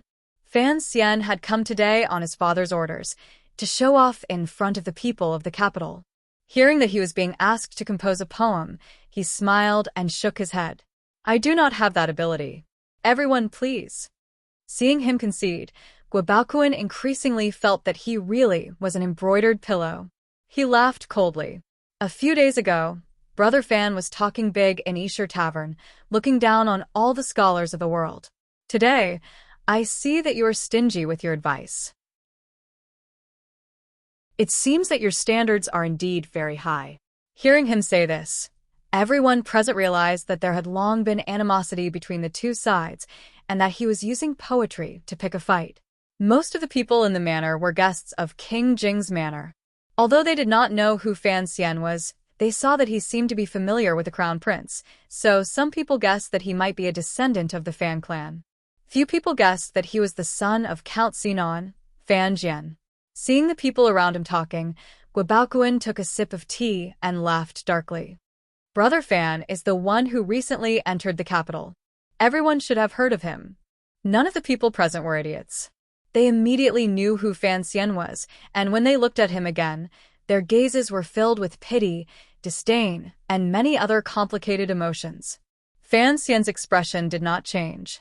He still wore a faint smile, but he insisted on not composing a poem. Crown Prince Jing looked at the smile on Fan Xian's face and found it increasingly difficult to see through him. A strange look flashed in his eyes, and he tried to smooth things over. Poetry is poetry. Brother Fan has no intention of doing so today. Everyone, please recite. Fan Xian leaned lazily on the table, watching everyone go back and forth, listening to each other's lackluster sentences. He felt very bored. In the eyes of the bystanders, this appearance was somewhat presumptuous. Inevitably, someone mocked, "Miss Fan is famous in the capital for her poetry." Who would have thought that the young master of the Fan family would speak in silence? How unexpected. Guobaoquan lowered his voice and laughed. After all, he was not raised in the manner. Of course he has to be different. Although he lowered his voice, he deliberately made sure that everyone around him could hear. Although the kingdom of Qing was liberal, the status of an illegitimate child was not something that could be revealed in public. And Fan Xian's status was even more sensitive. Hearing him deliberately say this, for a moment, a strange atmosphere filled the air. Chapter 67. Behind the lake, under a white blanket, was a pavilion. 5 or 6 girls were sitting inside.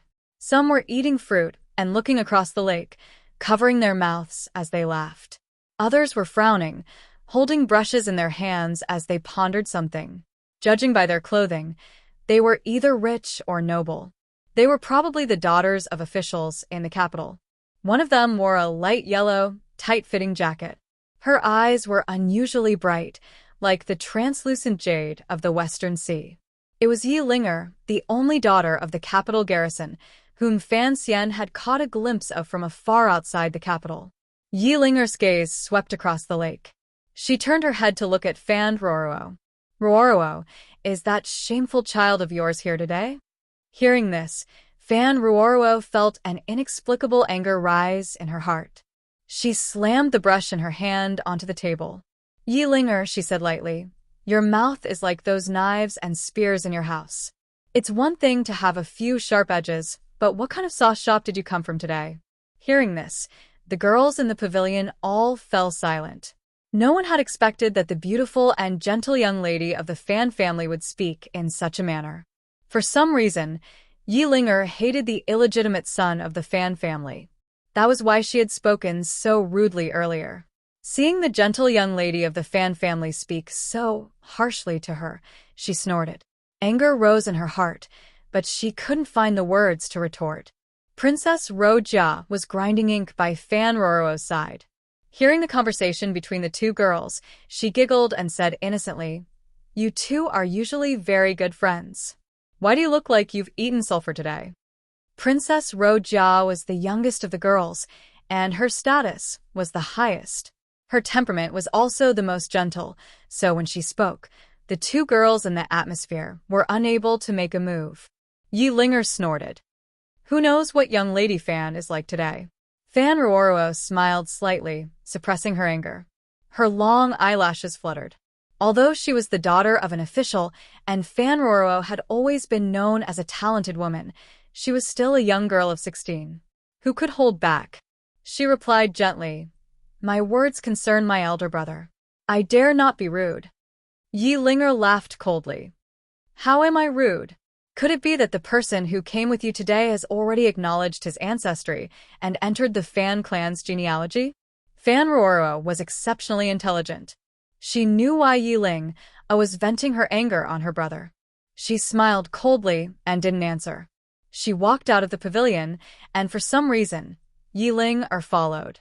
Princess Ro Jia sighed quietly, but didn't know what to do.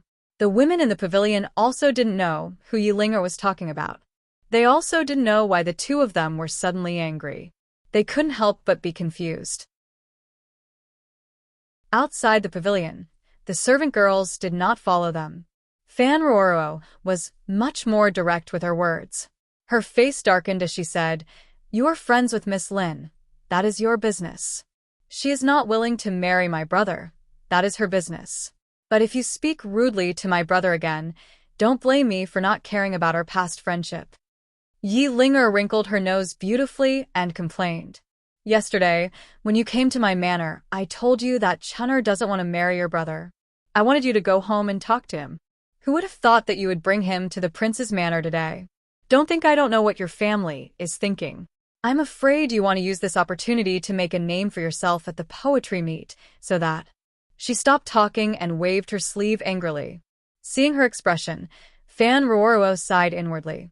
She realized that these young ladies saw things just as her brother had said. They were extremely simple. "Who do you want me to talk to? Father or brother?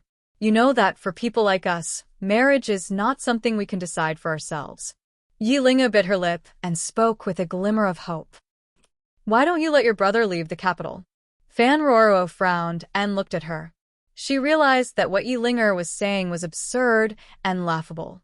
She had no idea that she might have been influenced by Fan Xian, which made her appear much more mature. But Yilinger was still the same noble girl who did not know the sufferings of the world. Don't talk nonsense like that. Yilinger looked at her and laughed coldly. "Who is your brother? And who is my sister Lin?" Fan Ruoro smiled. "My brother has no parents, and your sister Lin has no parents." Who are they? And what are they? Although the young lady of the Lin family was the Prime Minister's illegitimate daughter, the Prime Minister did not dare to acknowledge her. He could not acknowledge her. As for her mother, it was a secret the kingdom of Qing dared not speak of, so it was not wrong to say that she had no parents. Yilinger seemed to have never imagined that Fan Ruoro would say something so sharp. Her lips trembled with anger. Lowering her voice, she said fiercely, "Do you think this marriage is settled? Who knows what will happen in the future?" Fan Ruo's heart trembled slightly, but her face was still full of a gentle smile. She took a slow step forward, closing the distance between her and Yilinger. She replied in an oppressive tone, "Perhaps you don't know my brother very well, but I advise you not to do anything inappropriate. As for this marriage, I don't think it's settled. Perhaps after my brother sees the young lady of the Lin family that you care so much for, he'll immediately flee the capital." Although Yilinger was a martial artist who had been passed down in her family, in front of this delicate woman, her imposing manner gradually diminished. "Your brother dares to be so picky about Chun'er?" Fan Ruoro sighed. Her expression was very much like Fan Xian's at times. "I just don't understand. This is a matter between Fan Manor and her family. Why are you so anxious?"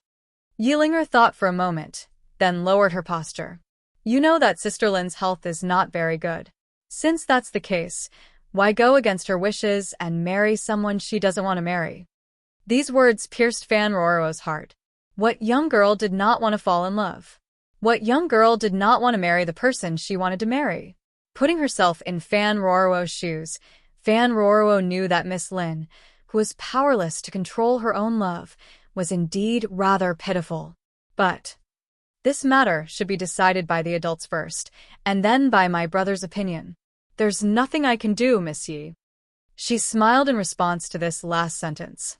At that moment, Princess Ro Jia, worried about the conflict between them, came out of the pavilion to look for them. Seeing that they seemed to be fine, she couldn't help but breathe a sigh of relief. "Let's go back," she said sweetly. Fan Ruoro's eyes suddenly became calm. "Miss Yi," she said softly, "I hear that your friend is in poor health. It just so happens that my father knows a famous doctor. Would it be convenient for you to visit her at her manor?"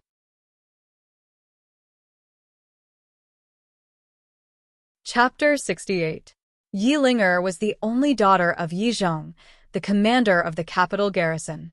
Unfortunately, her family was all about martial arts, so she did not have a gentle and refined personality. With Yi Luyan, one of the 4 great grandmasters, as her granduncle, the Yi family had a special position in the kingdom of Qing. But this young girl was not a tyrannical or unreasonable person. She just felt sorry for the Lin sisters, who spent every day on their sickbeds and were forced to marry a man she had never met, so she was a bit worried. A few days ago, there was a rumor circulating among the nobles of the capital that the palace was preparing to marry Miss Lin to the illegitimate son of Fan Manor in Danzhou. When the news came out, Miss Lin was both ashamed and angry. She caught a cold that night and coughed up blood. Her illness worsened.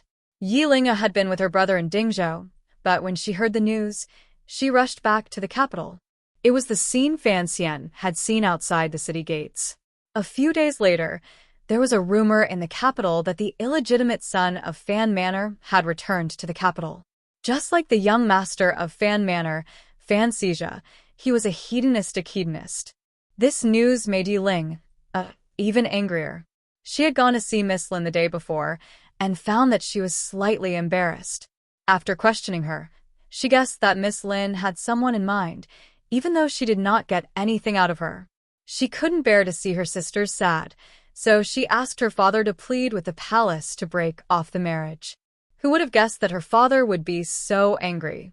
She had no choice but to invite Fan Ruo to the manor to see if there was a way to delay the marriage. She knew it wasn't possible, but she had to try. Only then would she be able to fulfill her sisterly bond. Yi Linga looked at Ro Jia, the gentle girl, and then at Fan Ruo. Her eyes were calm. Only now did she realize that Miss Ruo, who had always been known for her tranquility, was actually a formidable person. Hearing that she wanted to introduce a famous doctor, she said lightly, "There is no need." Fan Ruo did not stop there. She smiled. "If you really care about the young lady, what is there to fear about having that famous doctor take a look? Even the imperial doctors have no good ideas." "That famous doctor you speak of." Yi Linga forced herself not to show her disdain in front of the princess. Fan Ruo explained politely, "That doctor is Sir Fei's student." Yi Ling's eyes lit up. She stepped forward and took Fan Ruo's hand. "Then I'll have to trouble you, sister." After chatting, the 3 of them returned to the pavilion. The rest of the girls saw that the 2 young ladies looked calm and thought that the matter had been resolved. Only then did they breathe a sigh of relief. There were maids and old women attending to them, and there was also a female official who had already copied the poems and sent them across the lake. After a short while, the poems of the gifted scholars on the other side of the lake were also copied over. The girls flipped through them and occasionally sighed in admiration. Fan Ruo propped her chin on her hand and looked across the lake. No one knew what she was thinking. Yi Linger thought of that person and curiously took the scroll. She flipped through it but did not see any signature by the surname Fan. "Where is Master Fan's poem?" she asked in surprise. She thought that since the Fan Manor had the man come to the manor to make a name for himself, then there was no reason for them to hide it. Master Fan did not compose a poem. So what? Princess Ro Jia looked at Fan Ruo, who was standing by the railing. A trace of bewilderment appeared on the girl's innocent face, and she asked what had happened. It was only now that the girls in the pavilion realized that the battle of tongues on the other side of the lake was no less intense. Princess Ro Jia smiled sweetly. "Sister Ruo, why don't you come and see the poems of the gifted scholars?" As the girls discussed, Fan Ruo had heard everything. She knew that her brother had been humiliated on the other side of the lake. She turned her head from the railing, a trace of anger hidden in her calm eyes. "These people can write poems?" she said coldly. Although the girls had always known that Miss Fan was proficient in the art of poetry, they were still surprised to hear her say such things. Fan Ruo turned around and picked up a thin brush by the side of the inkstone. She waved it over the paper and wrote a few lines. After it was dry, she handed it to the female official. "Send these 2 poems over," she ordered. The female official accepted her order and left. 2 flowers bloom, one on each side. On the other side of the lake, Guobaoquan had secretly revealed Fan Xian's identity. Everyone was silent, and the atmosphere was a little strange. A trace of anger flashed in Crown Prince Jing's eyes. He felt that the Crown Prince's subordinates had no sense of propriety. He clenched his fists and wondered whether or not he should teach them a lesson. But looking at Fan Xian, he felt that Fan Xian must have a way to deal with it, and that he didn't need to do anything. Count Sinan had asked Fan Xian to attend the poetry meet for a simple reason. He wanted him to make a name for himself and seize the first prize for entering the capital in order to move the heart of the eldest princess. But Fan Xian didn't seem anxious at all. It was hard to tell what he was thinking. Not long after the poems were delivered to the pavilion by the lake, a female librarian replied and handed the poem written by Miss Fan to the Crown Prince. Crown Prince Jing glanced at it, and his eyes lit up. "Good," he blurted. Beside him, the advisor moved closer and read it carefully. He nodded his head repeatedly. It is indeed not bad, but he felt that this poem was written by a woman, and there was something wrong with it. But he remembered the relationship between the Fan family and the Junwang family, so he stopped talking.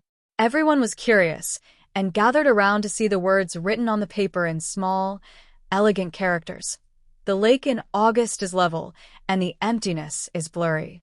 The steam of Dreamy Cloud Lake shakes the city of Danzhou. If one wants to help without a boat, it is a shame to be wise. Sitting and watching the fishermen envy the fish. Good poem. No wonder it was written by Miss Fan.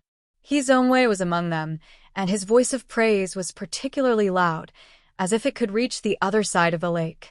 She writes about the lake with ease and talks about nature. It is truly a good piece. Guo Baoquan frowned. There's only a small lake in front of us, and it doesn't seem appropriate to use steam. Besides, Dreamy Cloud Lake is in the south, and Danzhou is by the sea. Miss Fan only wrote beautiful words, but the word nature is lacking. Crown Prince Jing, on the other hand, saw something else in the poem. There was a saying in the poem, "If you wish to help, there is no boat or oar." It is shameful to be a sage. Sitting and watching the angler, there is only envy for the fish. Although it was vague, it still revealed the author's unwillingness to be a hermit and his desire to achieve something. It was a common practice in poetry. He turned his head to look at Fan Xian, who had been sitting quietly in a remote corner. But the poem was good, so everyone praised it, and not many agreed with Guo Baoquan. As the Crown Prince was thinking, someone had already transferred their opinion to the other side of the lake, and Miss Fan's explanation had arrived. The lake is water, and so is the sea. From Dreamy Cloud Lake to the East Sea, my brother's body sits in Danzhou, and his heart is in the sea. Why not use it as you please? This poem was written by my brother when he was 10 years old. Today I have copied it just to invite everyone to read it. The first part of the sentence was ignored, but it made it clear that this poem was not written by Miss Fan, but by Fan Xian, who had been silent all this time. At this moment, the scholars in the garden looked at Fan Xian, no longer with disdain and complexity, but with shock and confusion. To be able to write such a poem at the age of 10 was Fan Xian a genius.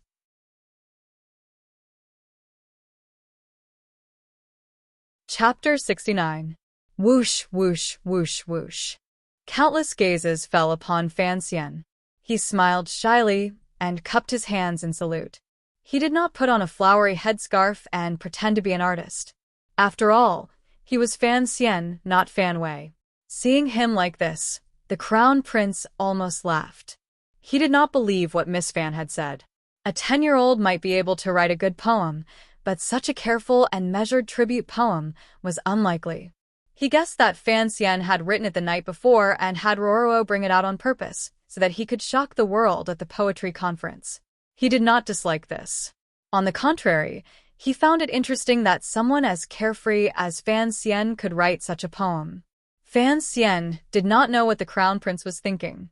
He only knew that this poem, written by Meng Haoran in his previous life to flatter Zhang Jiling, was of a higher standard than the people present, so he was satisfied. At least, he had fulfilled his father's request. Guo Baoquan looked at the gazes of the crowd and was furious. He had never imagined that this embroidered pillow would have such a life-saving poem. He was not willing to let it go. He laughed coldly. Brother Fan, what other good poems do you have? After all, this is your masterpiece when you were 10.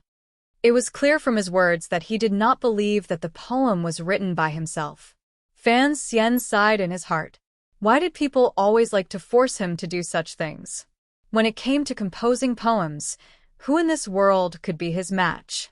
After all, he was possessed by the 3 gods of Li, Du, and Su, and had 5,000 years of poetic experience. He smiled.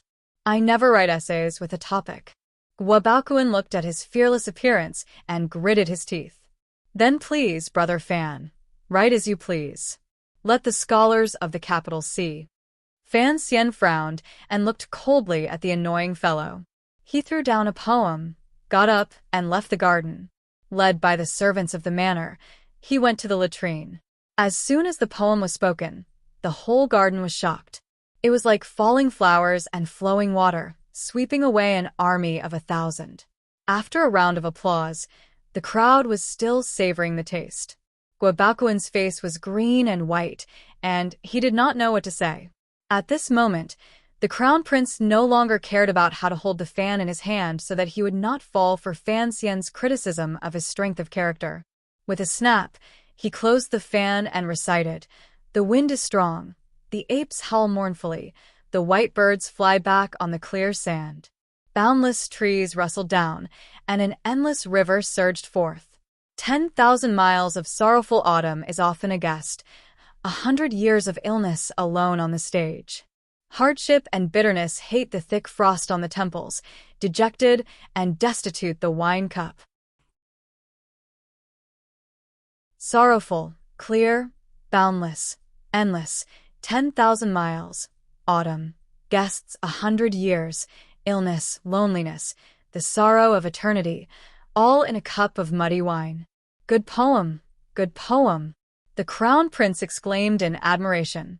Suddenly, he thought of his father, who looked carefree on the outside but was actually depressed on the inside. He did not know why, but his heart ached. He shook his head and remained silent for a long time. It was only after a long time that he came to his senses. Fan Xian was young. Although his life was wretched, how could he say that his hair was sickly? This was really inexplicable. It didn't make any sense at all. But everyone was still immersed in the atmosphere of the poem. Looking at the setting sun, whether it was the rich or the poor, they all felt that life was impermanent and that sorrow was always present. So the crowd inadvertently forgot that Fan Xian's life experience did not match the heaviness of the poem. No one suspected that it was written by someone else. After all, this poem could not have been written by anyone other than a great master of poetry. If it was a great master, he would not even be willing to write for the emperor, let alone a child of the Fan family. With this poem, it doesn't matter if Master Fan never writes poetry again. Crown Prince Jing sighed. The scholars by the lake were all silent. They knew that no matter what, they could not come up with a better poem today. So the entire poetry gathering sank into silence because of Fan Xian's poem. They did not notice that the author had long since slipped away. Actually, this poem was not suitable for the occasion, nor was it suitable for the occasion. But Fan Xian was really impatient, so he hurriedly recited a poem to defeat his enemy. Impatient on the one hand was because of that bastard Guobaoquan. On the other hand, he was really impatient. He had been bored earlier, so he had drunk a little too much wine. Holding his pants up, he came out of the bathroom and sighed comfortably. He fastened his belt, took a towel from a servant, and wiped his hands. On the way back, he suddenly saw a nursery that was growing very pleasantly, with tender green leaves and fragmented flowers. Under the tall trees in the twilight, there was a sense of vitality. Fan Xian turned around and asked the servant if he could go take a look. Of course, the servant knew that this was the eldest son of Fan Manor.